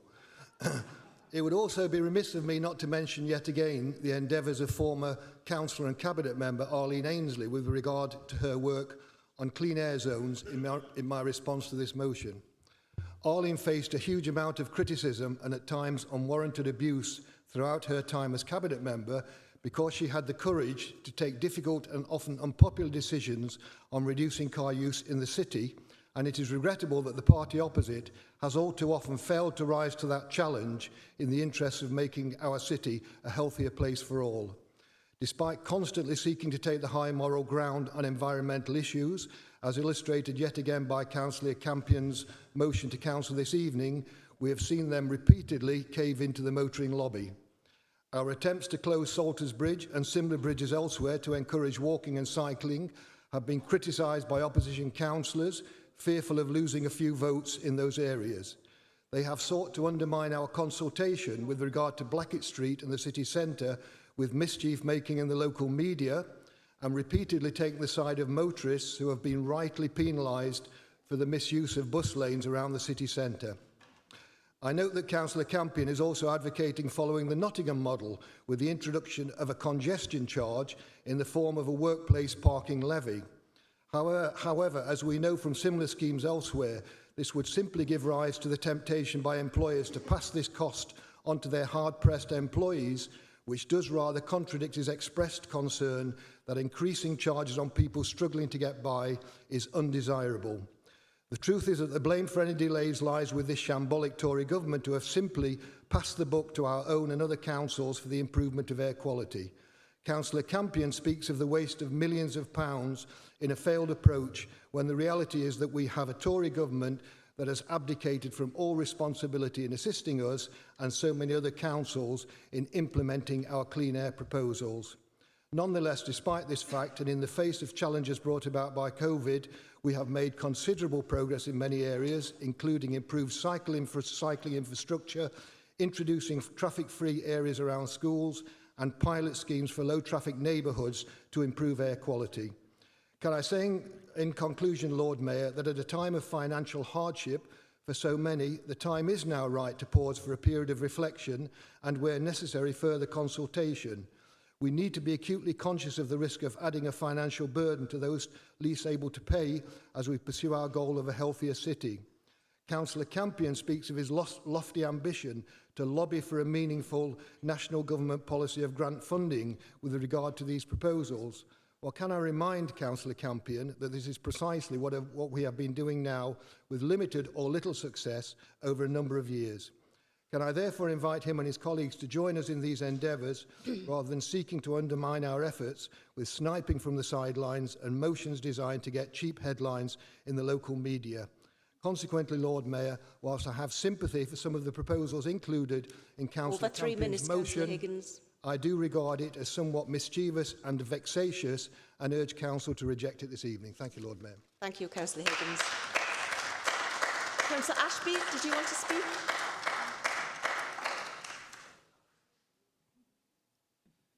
Yes, Lord Mayor, I'd like to give Councillor Higgins the opportunity to say that he misspoke when he said that councillors in the Parklands ward have opposed Salters Bridge. For more than 10 years, longer than I have been a councillor, Liberal Democrat councillors for the Garden Village, the Salters Bridge, have not opposed its closure. We have consistently encouraged local people to give their views, to make their views known as to what the future was. It was actually a model of the way that things should be done in the end, because there was a trial which showed local people the benefits that would come from that bridge closure. And although some of the militant motoring lobby wanted to keep it open, that does not reflect the views of local people, and it certainly does not reflect the views of Parklands councillors. So, Councillor Higgins, I would ask you please to withdraw that part of your remark. Thank you, Councillor Ashby. Councillor Storm.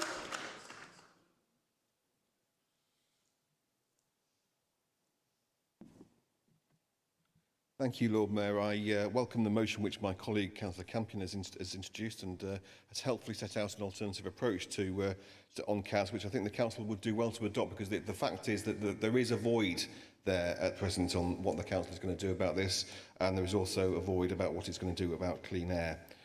I'm grateful that Councillor Campion has built on the foundations of the Lib Dems opposition's approach on sustainable transport, which I helped to construct as the previous portfolio holder. I'm a little bit surprised that we haven't really yet heard much detail from the administration on their proposed way forward, and I'm also surprised there is no amendment in the name of the administration. Perhaps they are still working out the detail of what they think. I particularly also note that the motion refers to areas of the city which were not adequately covered by the previous plans beyond the city centre. People living in the vicinity of the Coast Road, the Great North Road, the West Road and many more want to know what the Council proposes to do about air quality. Those whose children attend schools in the city want to know what the plans will be. I'm aware the Council is aware of academic research carried out into air quality and public health impact at primary schools in the city, and I hope that they acknowledge the urgency of doing something to address this. I fully understand that the answer to these issues lies not just with the City Council, but also with government. To that end, it's clear to me that a sensible national approach is needed to support a faster conversion to ultra-low electric vehicles, low-emission vehicles, both in terms of private cars, but also in terms of private hire vehicles and particularly buses. I'm aware of Zebra and BSIP proposals for more ULEV buses, but we need to progress these. The BSIP plans are good, but the money that we have got from government has not been good, and it needs to be ensured that it's delivered. I'm also conscious that the proposed approach by the Council to offer grants in the city to affected vehicle owners is not really fit for purpose. Now, I think that the party opposite needs to acknowledge that. It would have only offered a fairly small sum to a fairly small number of vehicle owners, and I think it's perhaps to spare their own embarrassment they've had to withdraw the plans because they were not going to be workable in practice.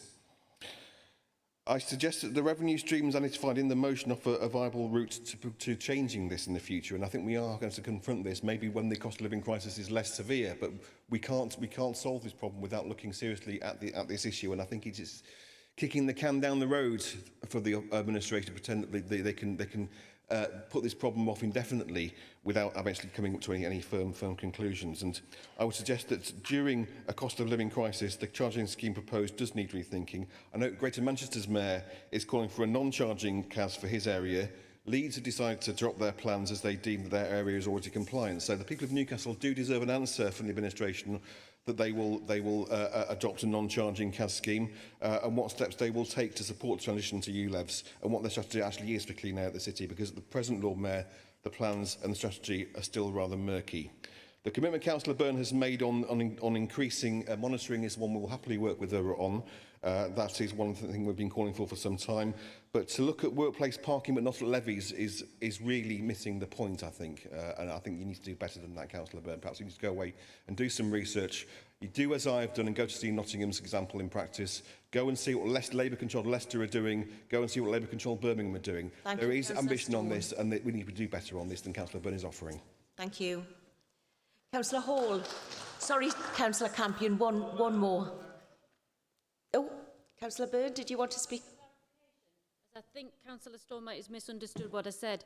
I said I'm very happy to look at the evidence and consider us having a workplace charging levy. What I said is I wouldn't be having any plan to introduce it during a cost of living crisis. During a cost of living crisis, I'm happy to stand by that. I did not say that we wouldn't look at a levy, but I don't think it's fair to put it onto people at this point. Okay. Thank you. Right, thank you. Councillor Hall. Thank you, Lord Mayor. It is remarkable how quickly we go from sort of the collegiate and bipartisan atmosphere straight into the sniping, although I would question who that comment was aimed at. But never mind. The thing for me is I'm going to give the council a little bit of a break here, because ultimately all this came down from a reaction by the government to a legal ruling, and that was then applied on us, and we as a council reacted to that. The problem was from the start that all of this has been reactionary, and whilst I appreciate what some of the opposition party have been saying, what we need is a proactive, a wholesale look at this. And this is not what we've had. The CAS was never designed for that. It was designed to tackle a specific legal requirement that was placed upon us. And at the time we said, you need to look at this in the round. You need to look at this on the whole. But that was never seemed to sink into the thinking. It was just, well, we'll just meet this requirement and get it out of the way, and then we'll never have to worry about it again. Or at least that was how it felt. So the point that we are trying to put across is, if we're not having the CAS right now, this is the time to rethink, review, and look at things in the round to make a proper change for the city, as Councillor Stone has said, to look for everybody across the city, not just the people defined by the legal requirement, but people in Gosforth, people around the Coast Road, etc., etc., etc. And I would urge the council now to look at this not in terms of, you know, CAS, no CAS, but look at this in terms of how can we take a positive, proactive vision forward, and particularly when we're looking at a potential improved, hopefully, devolution deal, something that we have been calling for as Liberal Democrats ever since the first one was put in. If we can take that and take transport and take public transport and use that as a mechanism for this as well, then that must be how we move forward. But we've got to look at this in the round, and I don't think that the council are doing that at the moment. Thank you. Thank you, Councillor Hall. Councillor Campion. Thank you, Lord Mayor. I'll just come back on a few points. Councillor Byrne, thank you so much for looking into the possibility of a workplace parking levy. I think personally it's right that those businesses that can afford to pay for a parking levy should do so, and I hope that hopefully we can have some discussions to look at how we can do that. Now, you did mention that this motion was slightly confused, and I think I'd have to disagree with you. You specifically mentioned that I've called on the council to both review and replace its air quality plan, and that's simply because I don't think the plan in its current form is good enough. It's as simple as that. That's why it needs to be replaced. We review it, we work out what's wrong with it, because I'll tell you there's plenty, and then we replace it.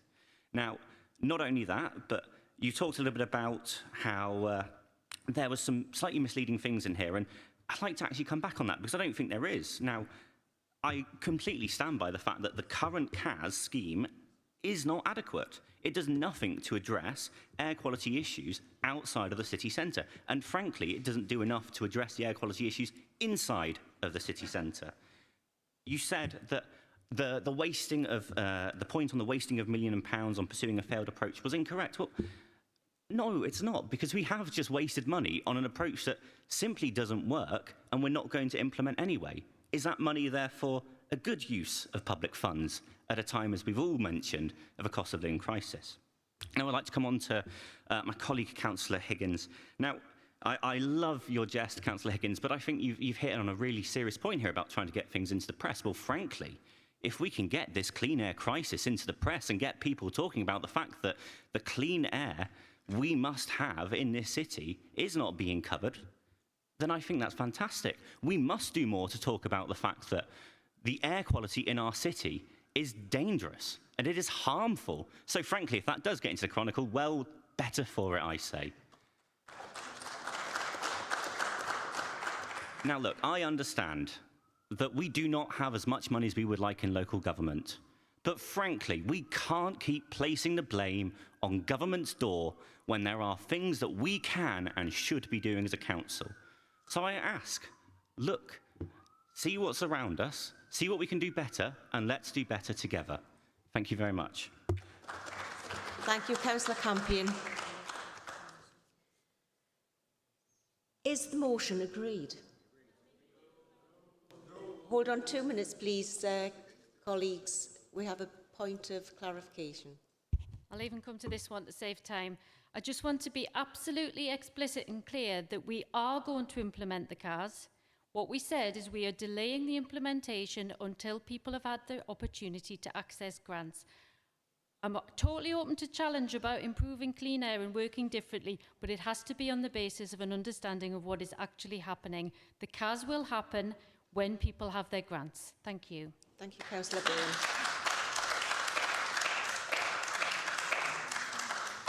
So I believe we got a, you said it wasn't agreed, so we'll be going to the vote, is that right? So has everybody got their digital whatsits working? No? No? Okay, if you have an issue, can you put your hands up? It's the same old crowd, isn't it?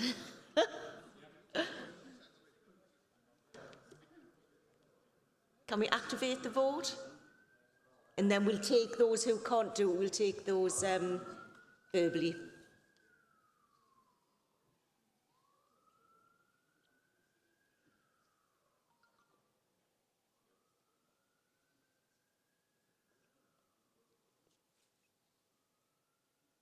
Right, has everybody voted who can? Those who haven't been able to vote, if you put your hands up, we'll go around, we'll take it verbally. Councillor, could you say your name and how you're voting?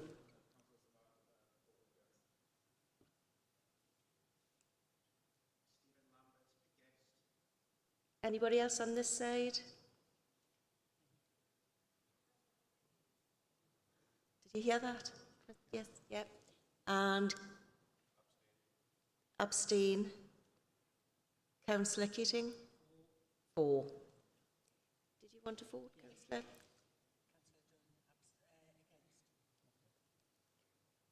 Has everybody voted? So it's clearly a no. Thank you, councillors.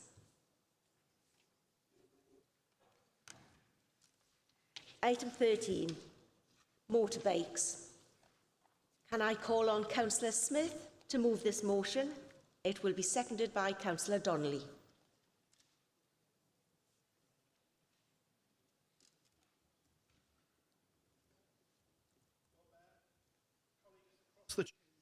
Of a collision involving a motorcycle and a pedestrian in Leamington on the evening of Monday, the 13th of June. The accident resulted in 2 primary school children being hospitalised. Sadly, this shocking incident was not totally unexpected. Residents have been warning the police about this for some time. Here are a few quotes from residents that I've received over the year that I've been a councillor. I have removed the street names from these quotes. We have had motorbikes speeding up and down my street and on field all day today. I had to pull my grandson out of the way as they would have hit him when he was standing outside my gate on a footpath. One day someone is going to get seriously hurt. Second quote, what can be done regarding the motorbikes, mopeds and quads flying around the streets? My street seems to be a racetrack at times. Third quote, the number of off-road bikes racing around the estate is getting absolutely ridiculous. They are dangerous and appear to be above the law, especially as when I ring the police, they don't do anything. What the hell is it going to take? Someone getting knocked over by one of these people? One of them getting injured if they take a turn too fast? Or will it take some of the locals who are sick of their lives taking matters into their own hands? I can tell you with confidence which of those options I think is going to happen. Lord Mayor, I've seen been sent a list of the many actions being taken to address this. The police making arrests and summons issued, various warnings and community protection notices issued, motorbike seizures, dispersal notices, identifying petrol stations, and speaking with landowners. However, the reality is that none of this is working, and the problem is growing in the Outer West. Lord Mayor, the problem is hidden from police statistics. Some residents are too scared to report it because of the bikes being ridden by people who are involved in crime. Some have given up reporting because no action appears to be taken, and others have given up because the length of time it takes to get through to 101. We are talking later about the cost of living emergency, but in the Outer West and other areas of the city, there is also a motorbike crime emergency.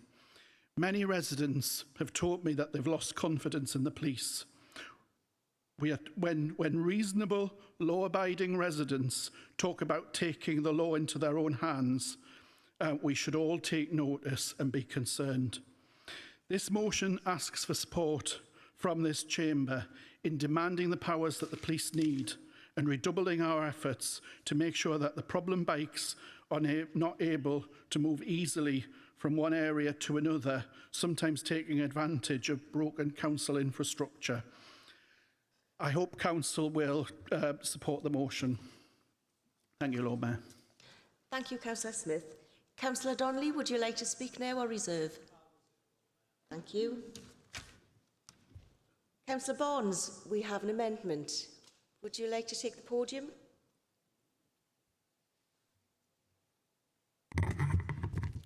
Thanks, Lord Mayor. The issue of antisocial behaviour is a major blight on communities in the Outer West, and the role that uninsured off-road motorcycle riders play in this problem is significant. I've spoken to many residents concerned about these incidents, including people dangerously riding off-road bikes through Denton and Westerhope on pavements and bridle paths and other areas, and I've witnessed this myself. And so we can be in no doubt that this issue does need tackling so that residents feel safe walking through their neighbourhoods. I also understand that these issues impact residents' feelings of safety within their own homes. Not only does the loud noise associated with this dangerous behaviour cause unwelcome disruption, but it makes residents feel intimidated, and indeed many residents who might wish to call this behaviour out fear reprisals. It's a basic right for people to feel safe in their own homes, and that's why I agree that this issue needs tackling. And while it's also true that some residents feel unable to report motorcycle crime, whether through fear or concerns over 101 waiting times, I don't, however, think it's helpful for those of us in public positions to dent public confidence in hard-working police officers. In his original motion, by branding 101 unfit for purpose and by implying that these issues aren't prioritised by the police, Councillor Smith risks doing just that. And that's why I'm presenting this amendment tonight. As well as speaking with residents about these issues, I've liaised with Northumbria Police, and what has always been clear to me is their absolute determination to tackle antisocial behaviour and the blight caused by motorcycle crimes. As the amendment makes clear, Northumbria Police are working to address motorbike antisocial behaviour, having seized motorbikes involved in antisocial behaviour in areas across the Outer West, including Denton and Westerhope. And the hard work doesn't stop there. The Police and Crime Commissioner has been working hard to improve 101 call handling, and Northumbria Police has had 65 new contact handlers join in the last 6 months, with further 60 numbers due before the end of this year. Of course, more can be done, but we need to recognise that Northumbria Police have seen their officer numbers slashed by the government since 2010. And despite their efforts, the cuts have undoubtedly had an impact on Northumbria Police and its ability to tackle these problems. The police requires additional resource, and the government, in whatever shape it might soon take, must increase officer numbers to at least the levels that we saw pre-2010. And I understand that Councillor Smith has a history of campaigning for Conservative governments in the past, so perhaps if he's so concerned about the issues affecting the Outer West, perhaps he can speak to his friends in the government and request additional support. This amendment calls for concrete actions which get to the root of the problem, calling for an increase in police numbers and an increase in powers, and it ensures that we need to work constructively with the police and the Police and Crime Commissioner to make sure that residents feel able to move about the city safely. Thank you. Thank you, Councillor Barnes. Councillor Greenhoff, would you like to speak now or reserve the right? Reserve the right. We have 4 speakers. Councillors Story, Stone, Kane and Taylor. Would you like to take your places by the podium?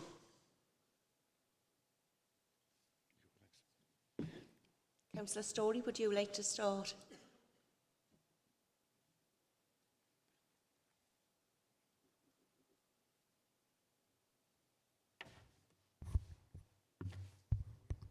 Lord Mayor, Council, I'm speaking in support of the amendment, and I'll keep this very brief. The debate tonight about the fear and harassment residents across the city, and particularly in the Outer West, are experiencing in relation to motorbike crime is truly awful to hear, and I've been very moved. A child being harmed is absolutely dreadful. It's imperative that we place the victims of criminal behaviour, and I am deliberately using those words, criminal behaviour, rather than antisocial behaviour, at the very heart of everything we do. We need to listen to communities, and we need to ensure that we tailor services and responses to their needs. We've got strong partnerships with Northumbria Police in this city, and it's crucial that we raise at the highest level possible the huge need we have in Newcastle for increased police officers. In 2006, I came to work for Newcastle City Council, and I worked in the Safe Newcastle unit. We had a budget that reflected the seriousness of the issues we worked hard to resolve. And year on year, over the 12 years I worked for the council, that budget was slashed. And it was slashed due to ideological cuts, government cuts in crime, policing, community safety and victim services. It was disheartening, but we kept on going, as did all of our partners. But our communities are now suffering. We have far too few police officers, the problems with 101 are significant, and we have far too few services to support victims, helping them to recover from the trauma that they've experienced and to advocate on their behalf.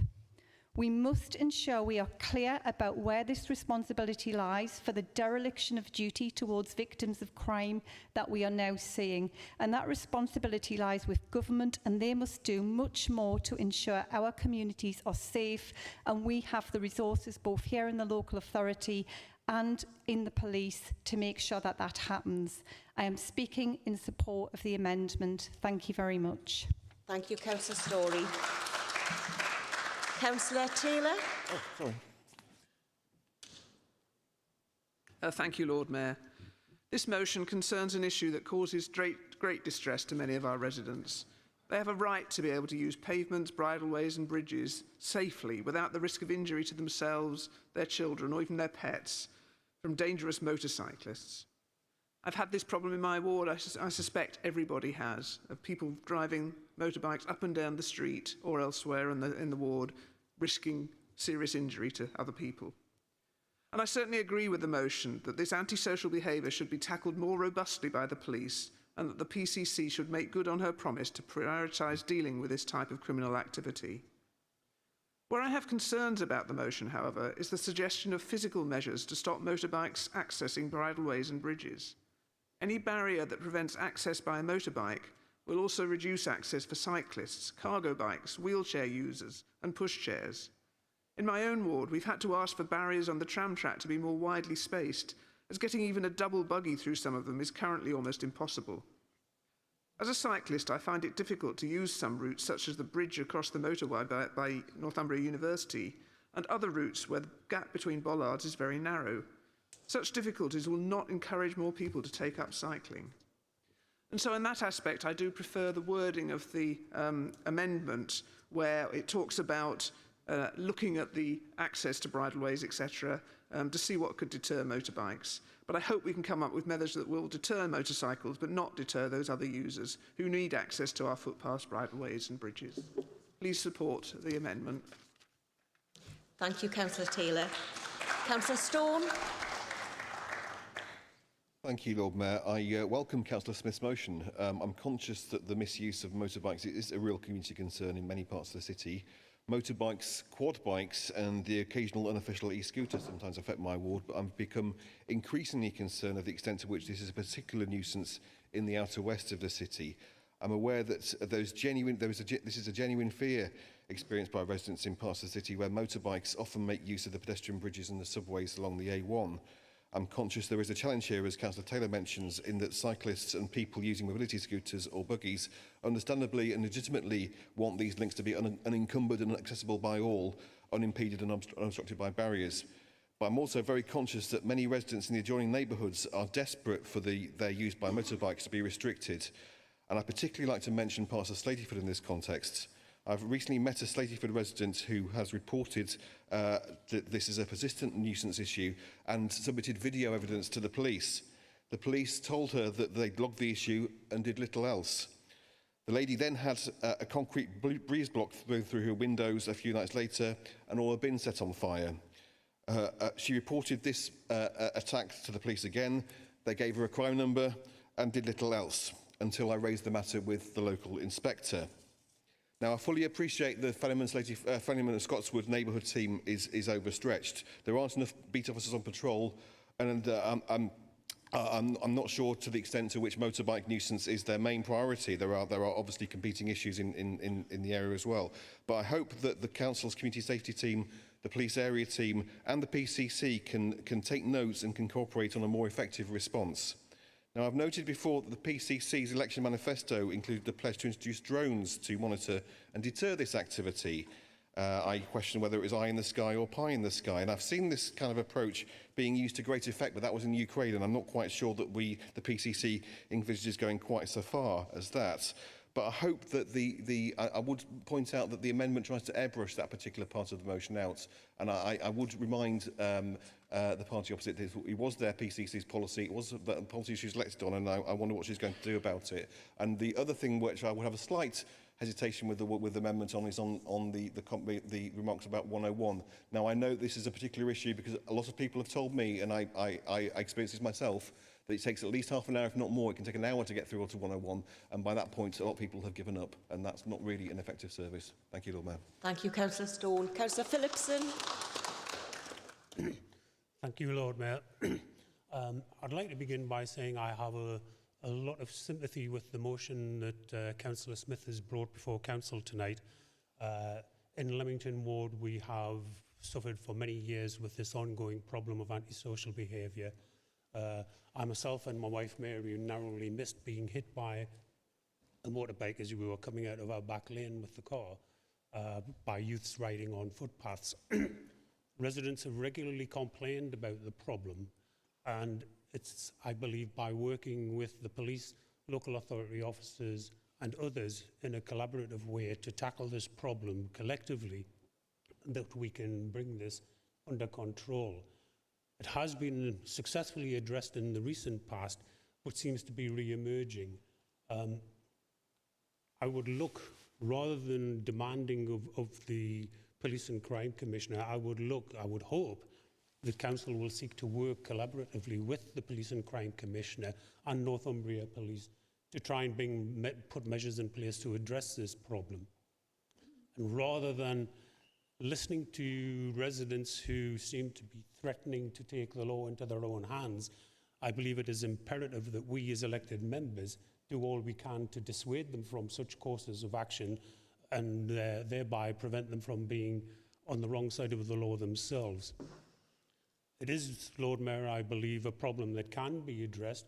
One of the ways, I know it's not in any motion tonight, but one of the ways I think we could look at this is perhaps to encourage government to use the powers in licensing, etc., to demand that all people who buy such devices from shops, from retailers, are registered. And if these bikes are then seized by the police, we can go back, find those who bought them, and they should face the full weight of the law as well, because they are undoubtedly culpable in letting their kids loose on these things, which are, as Councillor Smith and Councillor Bishop has made clear to Council. I hope that Councillor Smith will see the amendment as a friendly amendment, because I believe the wording is much more effective and will carry much more weight with Council, with Northumbria Police, and hopefully arrive at the collaborative approach I think we as an authority should be entering into with our colleagues in the police force and others to address this problem. Thank you, Lord Mayor. Thank you, Councillor Phillipson. Councillor Phillipson, I think that was your first speech in this term of office. It was.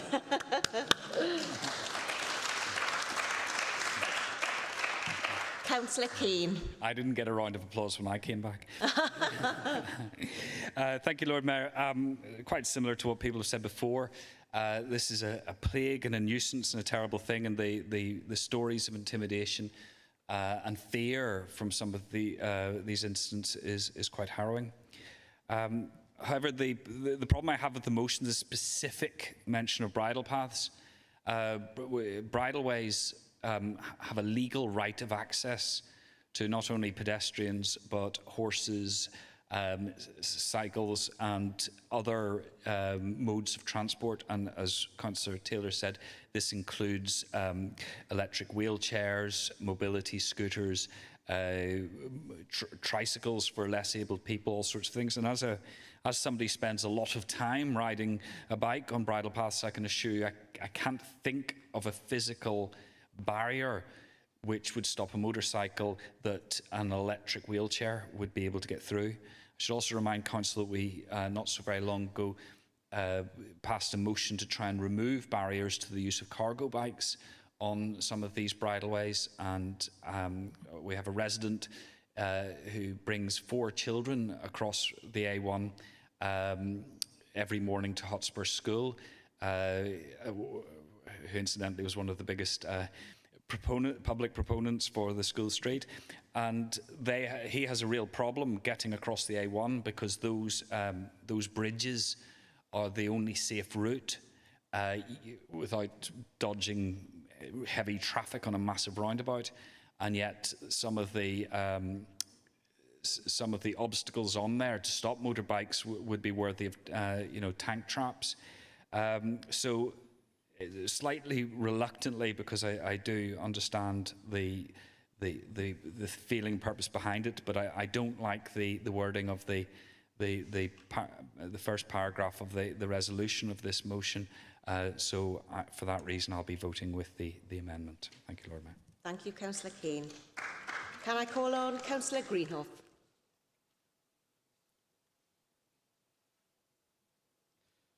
Thank you, Lord Mayor, and I'm pleased to second this amendment this evening. And I want to start by acknowledging, as Councillor Phillipson did and Councillor Barnes, that there's actually a lot that I think we agree on across this chamber tonight. Indeed, the incident that Councillor Smith mentioned happened across from the office in where I work, so I entirely appreciate the concerns that he's raised and sympathise with those involved in the incident. I personally spoke within the Leamington Centre to many in the community in the days following the incident. Motorbike disorder is undoubtedly a very real issue for many residents across Newcastle's Outer West, and as we've heard, across Newcastle as a whole. My ward, as I'm sure many others, has its challenges, and I want to place on record my thanks to local officers who work extremely hard to try and address these issues. But we have to also acknowledge the challenges the police face. Illegal off-road bikes are too easy to get hold of and too hard to identify the owners and the riders. We also know that solutions aren't easy. There are very real risks when it comes to things like chasing the bikes, and there's an obviously real reason why police don't do that, because it will put the safety of the public and officers at risk, as well as potentially causing further issues. The original motion, I'm afraid, doesn't offer the solutions that I think are needed or recognise the issues around the need for a coordinated approach from a host of agencies to address these issues. I'm aware from my meetings with police that there are already actions that are undertaken, whether this be providing education within local primary schools and secondary schools, the use of long-range cameras to identify riders and bikes, and where information is available, follow-up actions to seize these bikes. And we do also need residents to be encouraged to report, whether that's to the police, to your Newcastle or other agencies, because quite often these bikes are stored in garages, in footpaths next to people's houses, in gardens, so they can be identified who the owners are. Unfortunately, another thing lacking from the original motion, and as my colleague mentioned before, we can speculate why the former chair of Newcastle Conservatives will fail to mention it, is that under successive Tory-led governments, Northumbria Police have lost over 1,100 officers. They're still awaiting funding for over 400 promised officers, and there's 148 million that has been lost from the budget, the biggest in the country. I know he doesn't like hearing it, but as I say, I'll let others speculate why someone who campaigned for Tory governments wouldn't mention these cuts within his motion. As I say, Lord Mayor, there's very real issues here, and we need a coordinated approach working together with agencies, not just simply criticism or undermining the efforts of officers. The amendment, I believe, tidies up the motion, and as Councillor Taylor mentioned, we do need to ensure that access is available for those who may cycle, pushchairs, wheelchairs and others, and that's why I think the amendment would make a stronger statement from this council tonight, and I hope that the council will support the amendment to the motion. Thank you very much, Lord Mayor. Thank you, Councillor Greenhoff. And I believe this is your first speak of this term.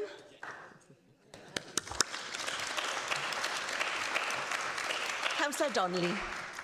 Thank you, Lord Mayor. Northumbria Police state on their vehicles, proud to protect. They responded to me as follows. We are extremely sorry to hear of the delays that you and others are experiencing around the 101 service. The wait times are not acceptable, and Northumbria Police recognise how this is likely to impact on your confidence in the service and overall experience. Recently, Councillor Hunter and I had to wait 40 minutes when contacting 101. The wait time is unacceptable, as the police have acknowledged themselves. Sadly, in reality, the only individuals who are being protected are those on the motorbikes. It is an insult to the public that Northumbria Police do not use motorbikes, as other forces do, such as the Metropolitan Police Force in Manchester. They have to call upon Durham to use their bikes when required. This was because of health and safety.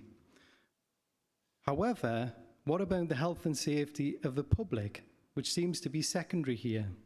As a chapel councillor, I have had a resident who sadly witnessed the horrific death of their cat after seeing it literally run over by an individual on a motorbike. She carried it into her house only to have to watch it die of a horrible death. Soon after raising this with the police, another resident informed me that they had to push their child out of the way of a motorbike that was heading at some speed directly for them on a narrow bridle path. Again, after raising this with the police and expressing the view that someone was going to be killed or seriously hurt, another incident sadly occurred in Leamington. On this occasion, 2 children were seriously hurt. As stated from Northumbria Police's motto, proud to protect, the situation is escalating and it is not being resolved. I am concerned, as will many others be, on a daily basis by extremely distressed and concerned residents. We need to ensure that our residents are protected and that Northumbria Police put in place action, not words, and give an update as to the success of the campaign to eradicate this dangerous activity. The Police Commissioner promised as part of their election pledge, 1, a new antisocial behaviour task force, 2, drones to target nuisance bikes and quads, and 3, a named police officer for every neighbourhood. She went on to say drones are being successfully used in other forces and actually wanted people to be able to know the contact of their neighbourhood policing teams. In a response from the Office of the Police Commissioner, it states, we do not have information regarding drone usage in apprehending offenders, although the force continues to explore options around this. Lord Mayor, I hope that Council can support this motion to ensure that all our residents, wherever they live, are protected and feel safe. And unfortunately, Lord Mayor, within the amendment, it does not emphasise the issue surrounding 101, and it certainly doesn't emphasise the issue of the drone use. And that is a pledge that was made by the Police and Crime Commissioner, and it should be honoured. Thank you, Lord Mayor. Thank you, Councillor Donnelly. Councillor Smith, would you like to reply?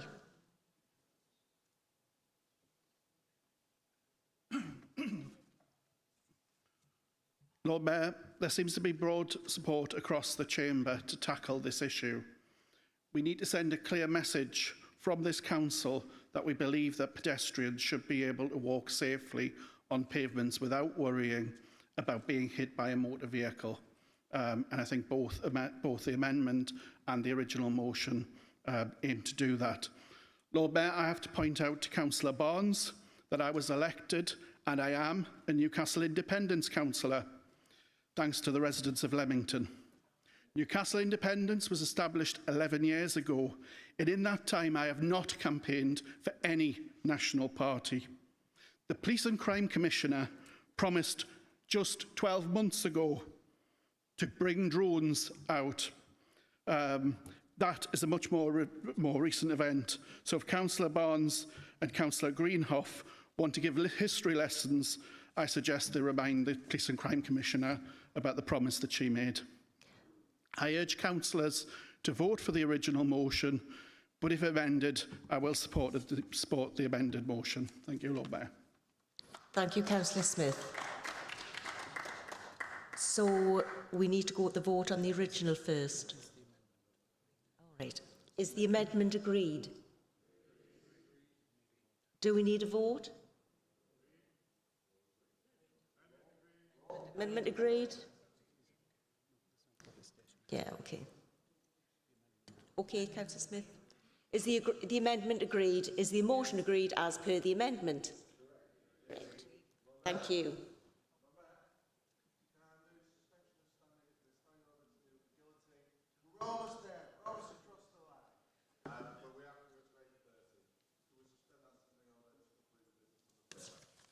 Okay.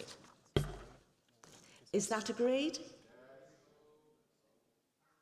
No? It needs a seconder.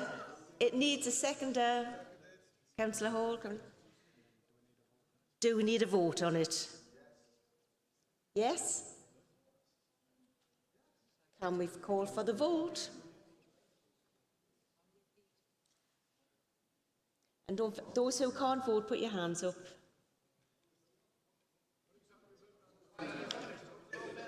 What are you voting on the standing orders? No, the suspension of the guillotine, Councillor Kemp.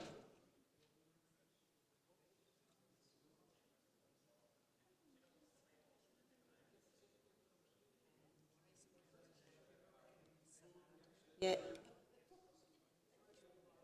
Did you want to speak? Or you can't do it, right? Okay. When we've done it, you can put your hand up. Right. So, are we going to a vote? Are we going to a vote, colleagues? Yes, everything's happening, yeah?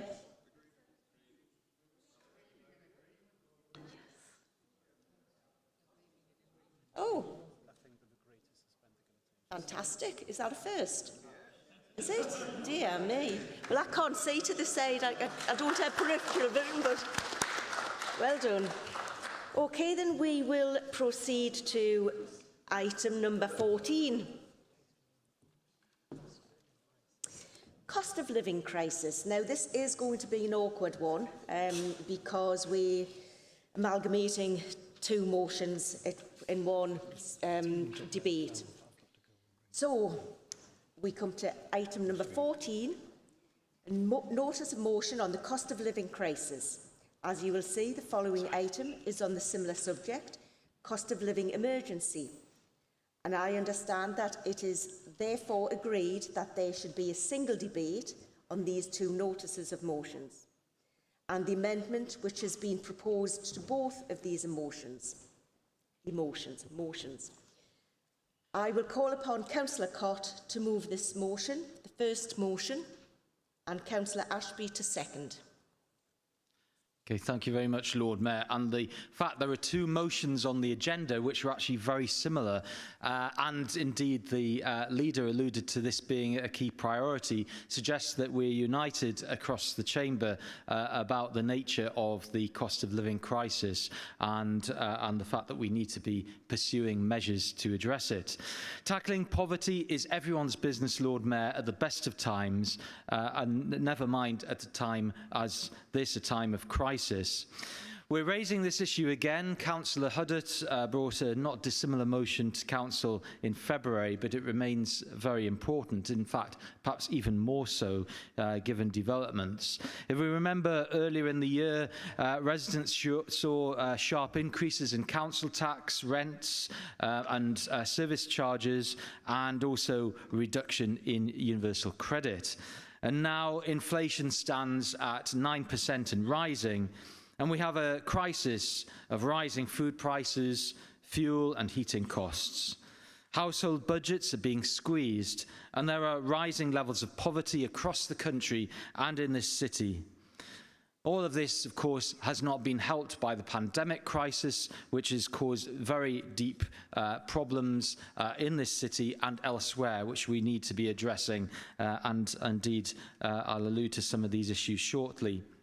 More people are using food banks as a means to make ends meet, and in the motion I allude to some figures in relation to this, which I think is quite a concerning development. Our motion sets out a number of areas of concern which need to be addressed, including the impact of the 54% increase in the energy price gap, the impact of national insurance increases, and the suspension of the pensions triple lock, and again the demand for emergency food parcels that we have seen. We recognise action has been taken to some degree by the government through the windfall tax on the super profits of oil and gas companies, and this has made some difference. Of course, this, Lord Mayor, was a Liberal Democrat policy nationally, which was then adopted by the Labour Party, but this doesn't go far enough. The notice of motion calls on the government to do more by immediately reducing the standard of the standard rate of VAT, to reintroduce the pensions triple lock, and to see the restoration of the universal credit supplement of £20, which was, of course, cancelled in September. Locally, we do recognise that measures are being taken to address many of the circumstances, and I note in the amendment a number of things are mentioned in terms of the value of the work of the Welfare Rights Service, citizens' advice, and the work of trade unions, which of course we'd want to take on board. But actually there are many organisations, small and large, which are delivering for our residents and doing many things, and we ought to be aware of the wider contribution of the community and voluntary sector in particular.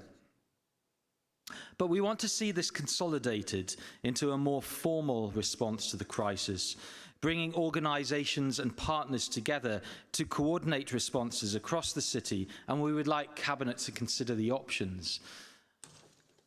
There is this systemic issue here, and we need to recognise that poverty should be one of the greatest priorities to build a more equal and fairer city.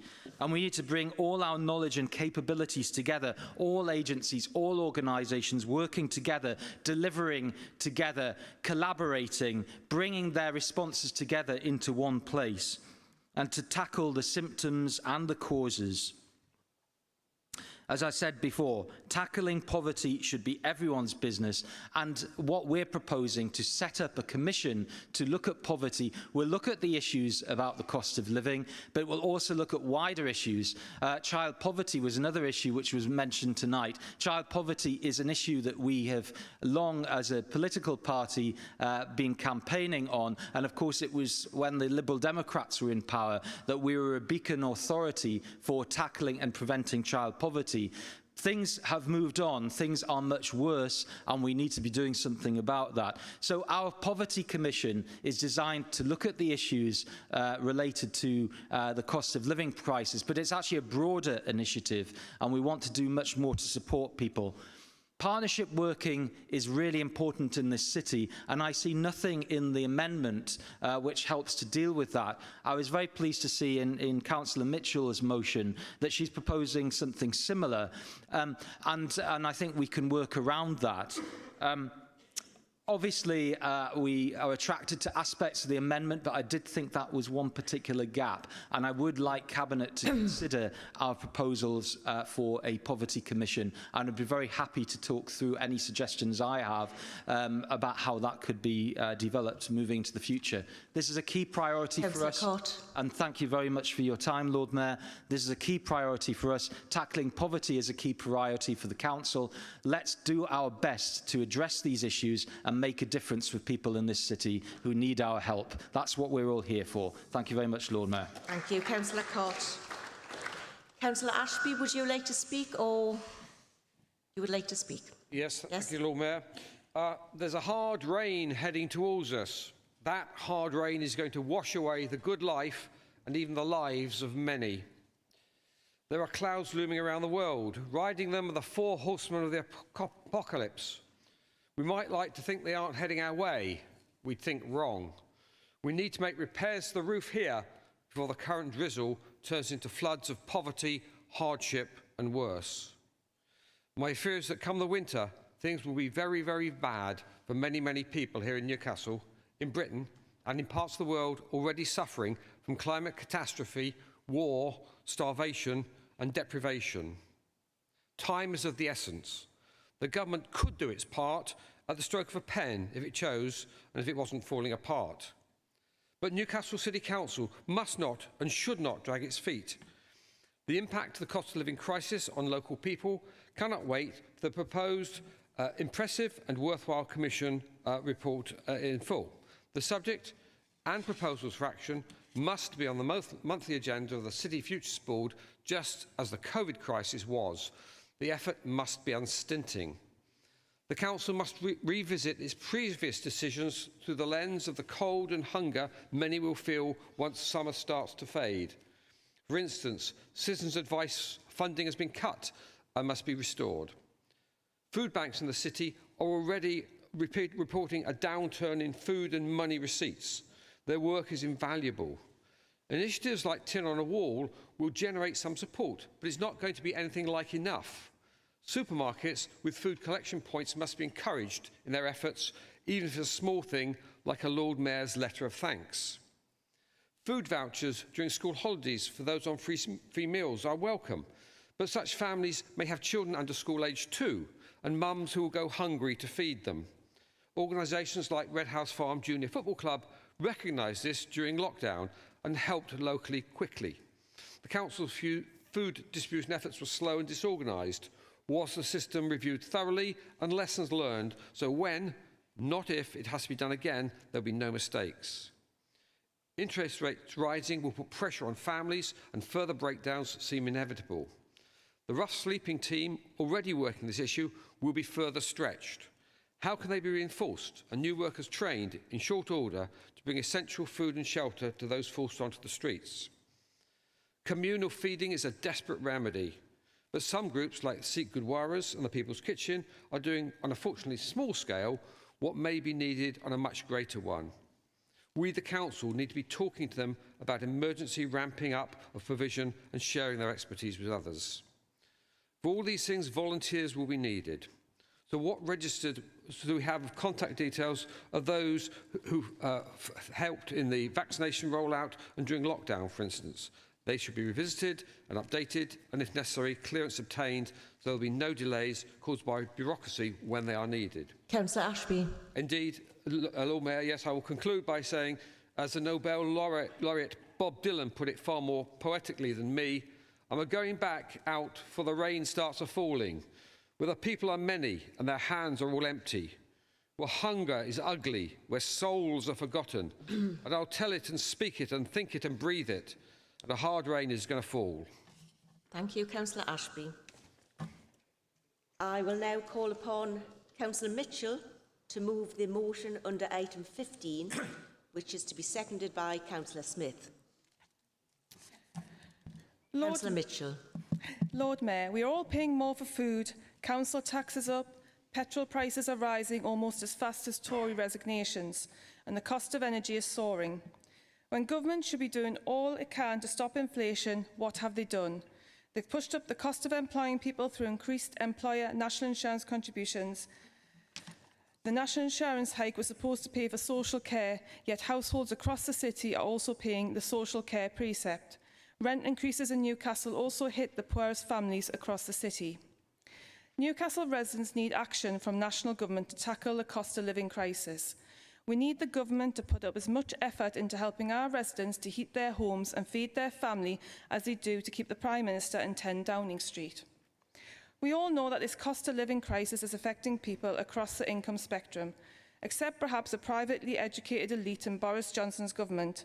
People who have never struggled financially are increasingly worrying about their outgoings and concerned about how they will cope.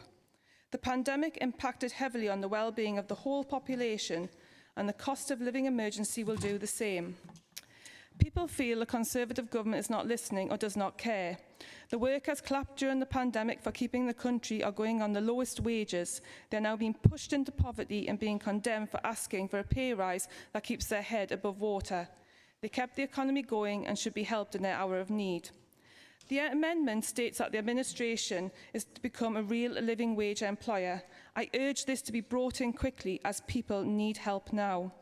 Lord Mayor, I believe councillors in this chamber do care, and unlike some of our national politicians, we are all affected by rising costs and we care about residents.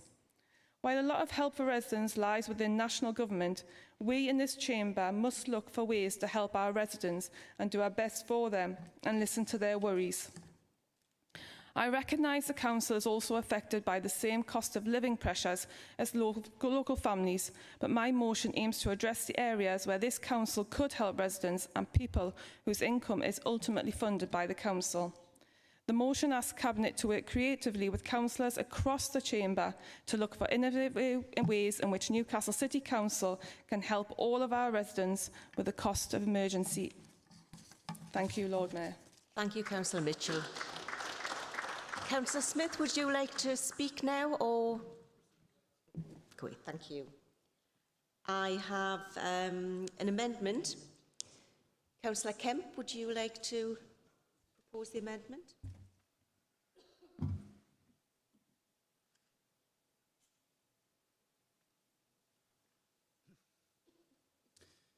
Thank you, Lord Mayor. As I said in my opening address, this administration recognises that the cost of living crisis is very real and one of our overarching priorities. The pressures facing so many of our residents have been well set out, so there is no doubt that we must act now. As the administration, we have made a commitment. We haven't achieved it, Councillor Mitchell, but we've made a commitment to achieve real living wage status as an employer. Our workforce is a great representation of the city, and it's incredibly important that we seek to ensure the best possible terms and conditions for our workforce and those we commission. The motion calls on the City Council to establish a commission or a summit. We, of course, recognise the need to work with all our stakeholders and are ongoing with that work. We are working with agencies and organisations who currently provide interventions. But let's be clear, we are facing a crisis, and by this definition, we are focused on actions, not words. We are far from complacent, but we've acted with speed, meeting with the Citizens Advice Bureau and agreeing on the ways we will work together to best ensure welfare support for our residents. Our Welfare Rights Service has advice sessions operating from 6 different venues across the city. We are talking with the CAB and trade union colleagues to ensure that our residents receive coordinated and responsive support and advice, and we will continue to review how we ensure the best welfare support is provided. Our information now has a specific page dedicated to the cost of living pressures. We've developed a citywide campaign to encourage those eligible to claim pension credit using all forms of engagement and writing directly to 775 residents who our records tell us may be entitled to credit. We are currently working with the comms team to expand this activity to make sure we are providing the best signposting to our residents, making them all aware of all the benefits and support that they are entitled to receive and how they can receive them. We've distributed over £12 million through the Energy Support Payment Scheme. We've allocated £2.9 million of Household Support Fund to support households, with this money needing to be allocated by the end of September, so action now. We've simplified the Council Tax Support Scheme, introducing the additional income band of 100%. We've set an ambitious target to achieve 75% of contracts awarded by the Council to be given to Newcastle and North East based organisations, keeping the Newcastle pound local. We appreciate the pressures we will face and the likelihood of many families reluctantly choosing not to be in their homes due to the pressures of costs of heating their homes.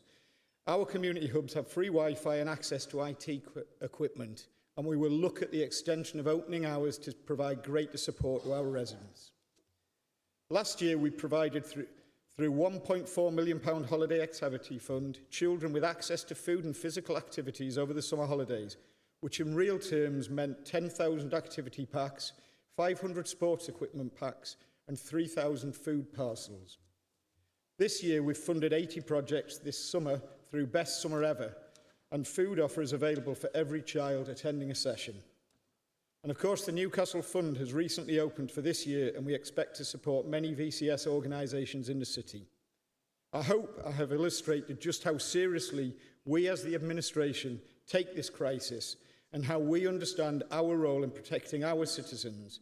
But let's also be clear that there is so much more to be done, and I give out this call now that I will work with anyone, our administration will work across the city with any organisation who wishes to contribute to the challenges that our citizens are facing. And finally, we will undertake to lobby and reinstate the universal credit uplift, a lifeline for many, to reduce the standard rate of VAT, to reintroduce the pensions triple lock, and crucially to secure fairer and longer term funding for local government. So I would say, Council, I think we're doing a hell of a lot, but we've got a hell of a lot more to do. I'd ask you to support the amendment. Thank you, Councillor Kim. Councillor Kilgour, would you like to speak now?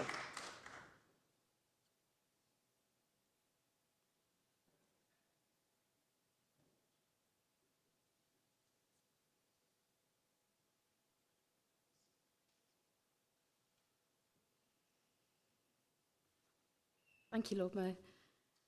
As the Leader of Council has already outlined, this is a priority for our administration. We are committed to supporting the city and our residents through the cost of living crisis, which on current indicators looks like it will be with us for some considerable time to come.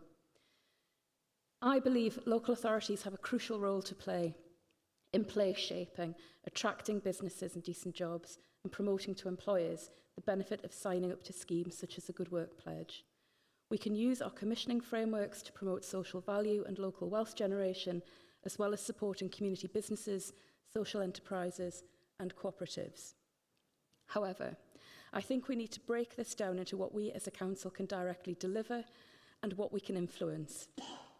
Councillor Kemp's already given a number of examples of programmes and interventions delivered directly by the council to support our citizens in the immediate future.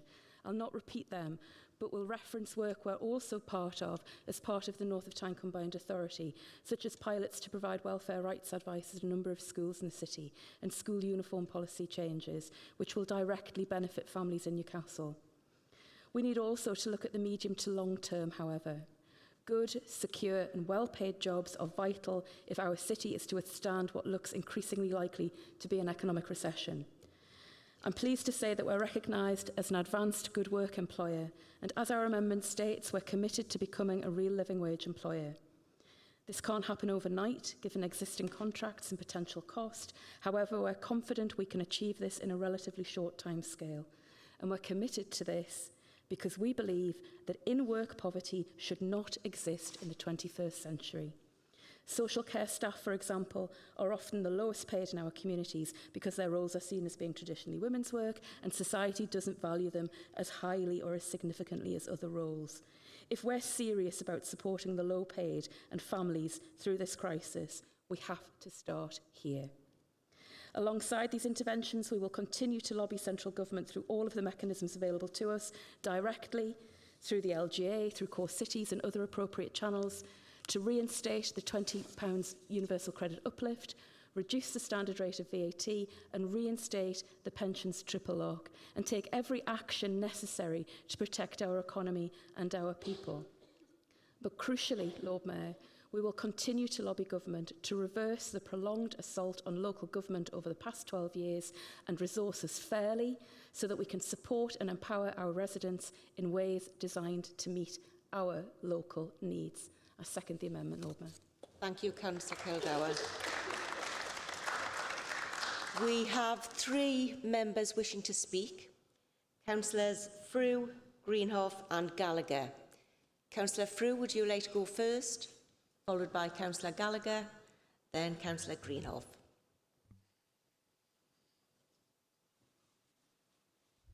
Councillor Frew. Thank you, Lord Mayor. This is a timely motion, deeply important to many people's lives, and it is one of the top priorities of the current administration and cabinet. So the first point I want to talk about is the energy support payments and the household support funds. Government could have simply put money into people's bank accounts, into people's pensions, but they chose not to. They chose to hand us down an unwieldy and overly bureaucratic system. we are trying to make the best of that and deliver that into people's hands. We're also taking a point from Councillor Cott around coordination with the voluntary sector. We have apportioned a part of the Household Support Fund to allow voluntary support services and support services to be able to refer people to get money if they desperately need it. And we think that we can build on those relationships that we are quite proud of in Newcastle.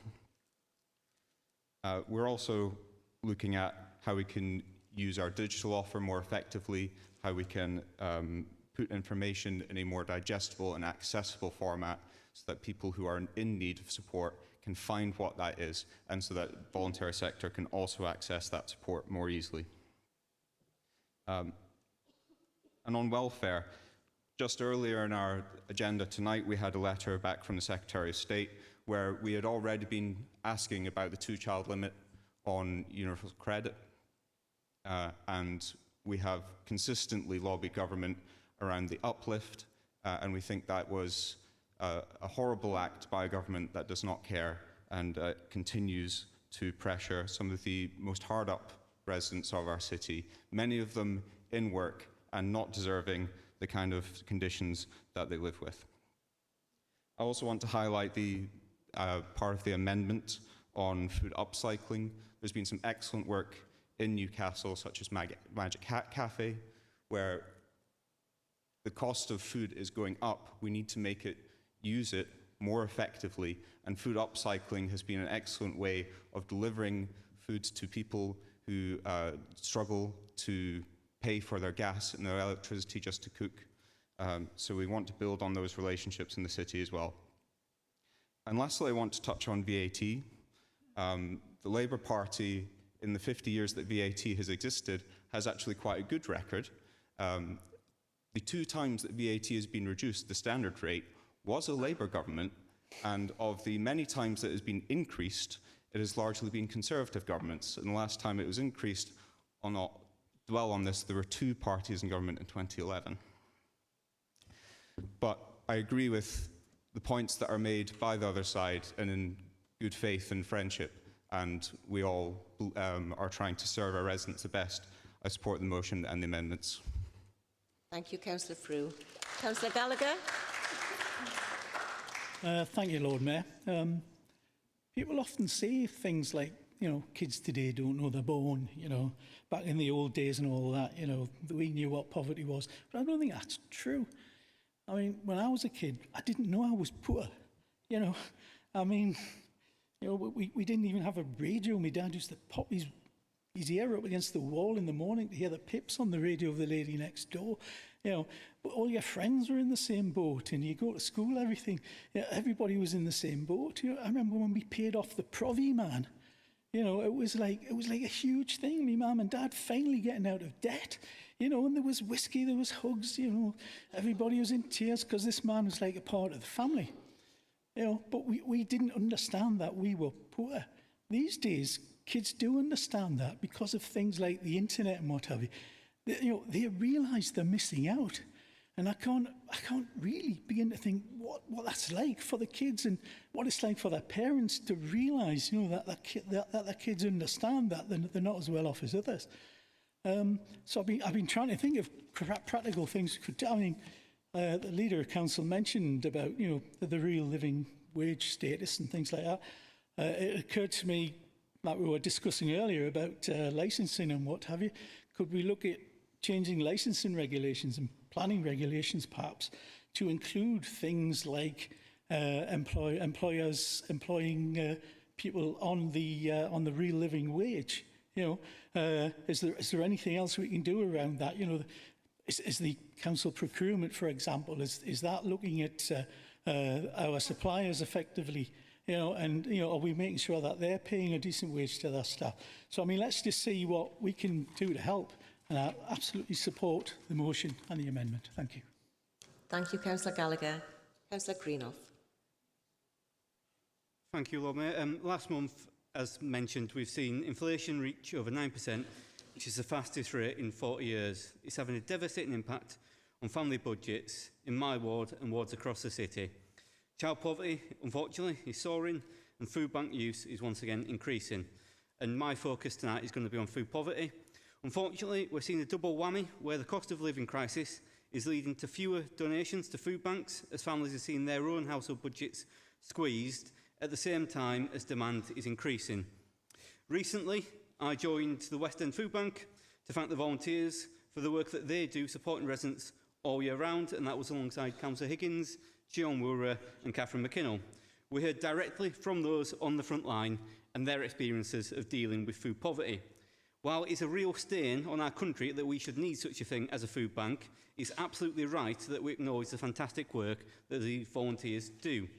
In my own ward, Councillor Barnes and I visited the Chapel, Denton and West Up Food Bank, run by Zara and other volunteers, that runs out of the West Denton. And we dropped off our own donations to support the food bank. I couldn't not reference the work of Zara and those volunteers and the work they did. They started up the food bank during the pandemic, and it's now a vital lifeline to the community. I hope that all my ward colleagues will support the work that she does in future. I will be raising money in September through the Great North Run to help their Christmas appeal, and hopefully when I put that round, colleagues might support that. It's a sad reality, Lord Mayor, that we're coming up to the summer holidays soon, and while this will bring a sense of joy for many children, it will also bring real anxiety and dread for many families, and we must do everything we physically can to help people during this time.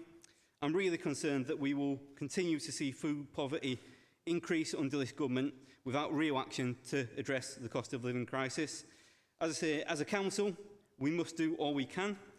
I really welcome the commitments that the Leader and Deputy Leader made in their speeches, and I know that together across this council, we do everything we can to support residents at this time.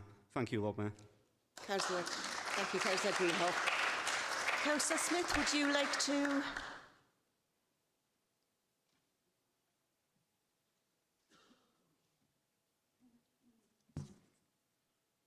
Lord Mayor, you'd be pleased to hear I'm going to keep my comments very brief.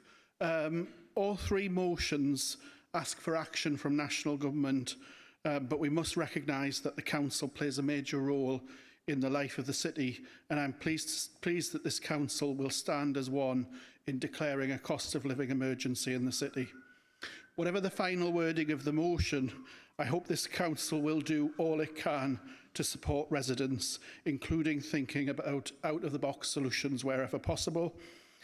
The Newcastle Independence Group, and I'm sure I also speak for the Independents in Chapel Ward, will work with Councillor Kemp and the administration in addressing these challenges, and whatever we can do to help, we stand ready to support. Thank you, Lord Mayor. Thank you, Councillor Smith. Councillor Cott.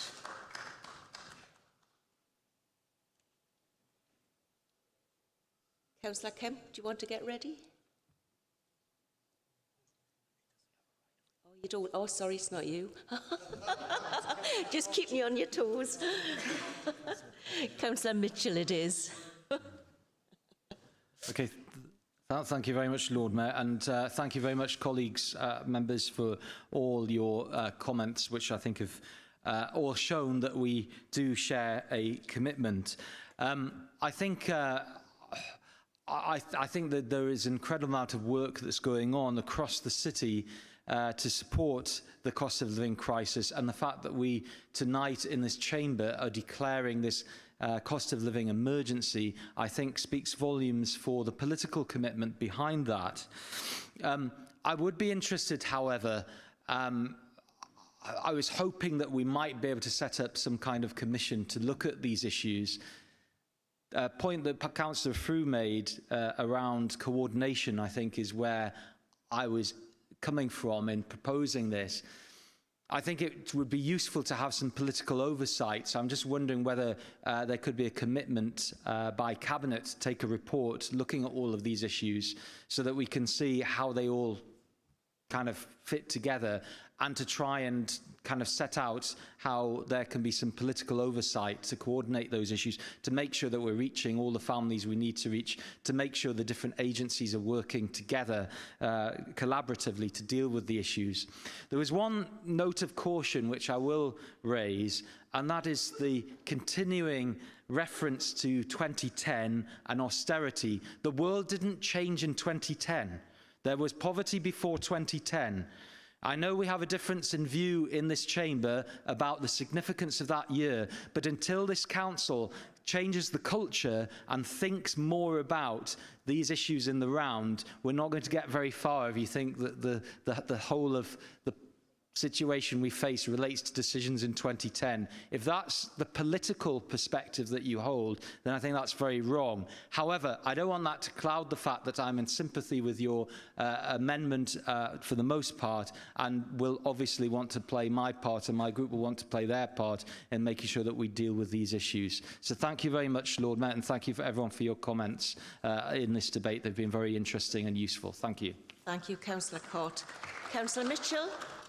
I will keep this brief. I'd just like to say thank you for the support for this cost of living crisis that we are going through, and I know that everybody would like to help the residents in Newcastle. Thank you. Thank you, Councillor Mitchell. Councillor Kemp, are you hovering? Yeah, I am, with intent. Thank you, everyone, for the unanimity that's been shown towards what is such a pressing challenge for the city, well, for society. I will go back on 2010 now, Nick, because facts speak for themselves. So I think we can't just choose to be Orwellian. Things happen. It's causation. However, the point around the summit and the general body, Tom, please stop. I'm trying to speak. A courtesy, please. I will respect you. Pardon? Please. Deary me, Lord Mayor, remember what you said at your first meeting? I did, I know. It will be on the naughty step. The issue around the commission, the observation I make is I'm not against it, but my concern is about the bureaucracy and the time taken to achieve what will be required, the governance and all those things. What I give as an undertaking as an administration is we will work with all partners, all organisations and all agencies. We all have to contribute to this crisis. So I think fundamentally we've already undertaken with the directors as an administration to look at all the work that's currently being undertaken across the city, not simply ourselves, though of course we need to ensure that we've got an absolute accurate record of the interventions that we're undertaking. We're engaging with all the other agencies. One of the first points then is to understand where the gaps are. If at that point it's a benefit in drawing all those agencies together into a summit or anything like that, then we shall do it. I'm not saying no to anything at this moment. My priority is about action and committing to that action now. Thank you, Lord Mayor. Thank you, Councillor Kemp. Right, colleagues. Is the amendment to Councillor Cott's motion agreed? Is the amendment to Councillor Mitchell's motion agreed? Therefore, does Council agree each motion as amended? Fantastic. Item number 15 has been covered in item 14. Therefore, we move on to item 16, which is a motion to protect and enhance the biodiversity of Newcastle, which I understand has been withdrawn. Is that correct? Correct? Thank you. Well, in that case, the next meeting of Council will be 6 p.m. on Wednesday, the 7th of September. Oh, Councillor.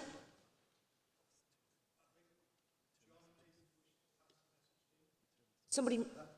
All right. Well, I've got two. Before we leave, I've got two messages here. So I wasn't going to let you go. I wasn't going to let you go without saying them. Right. The first one, Eid ul-Adha. I hope I've pronounced that right. Is this Saturday. So could we wish all our Muslim councillors and the Muslim residents of Newcastle and around the world happy Eid. Eid Mubarak. Is that right?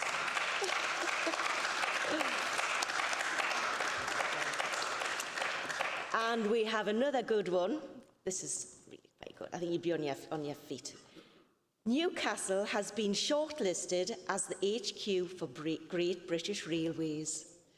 And so everybody is encouraged to vote for Newcastle in the national vote. Please tell your friends, tell your family, advertise it. We need to get it. Thank you, everybody. And you've been ever so well behaved. Can I?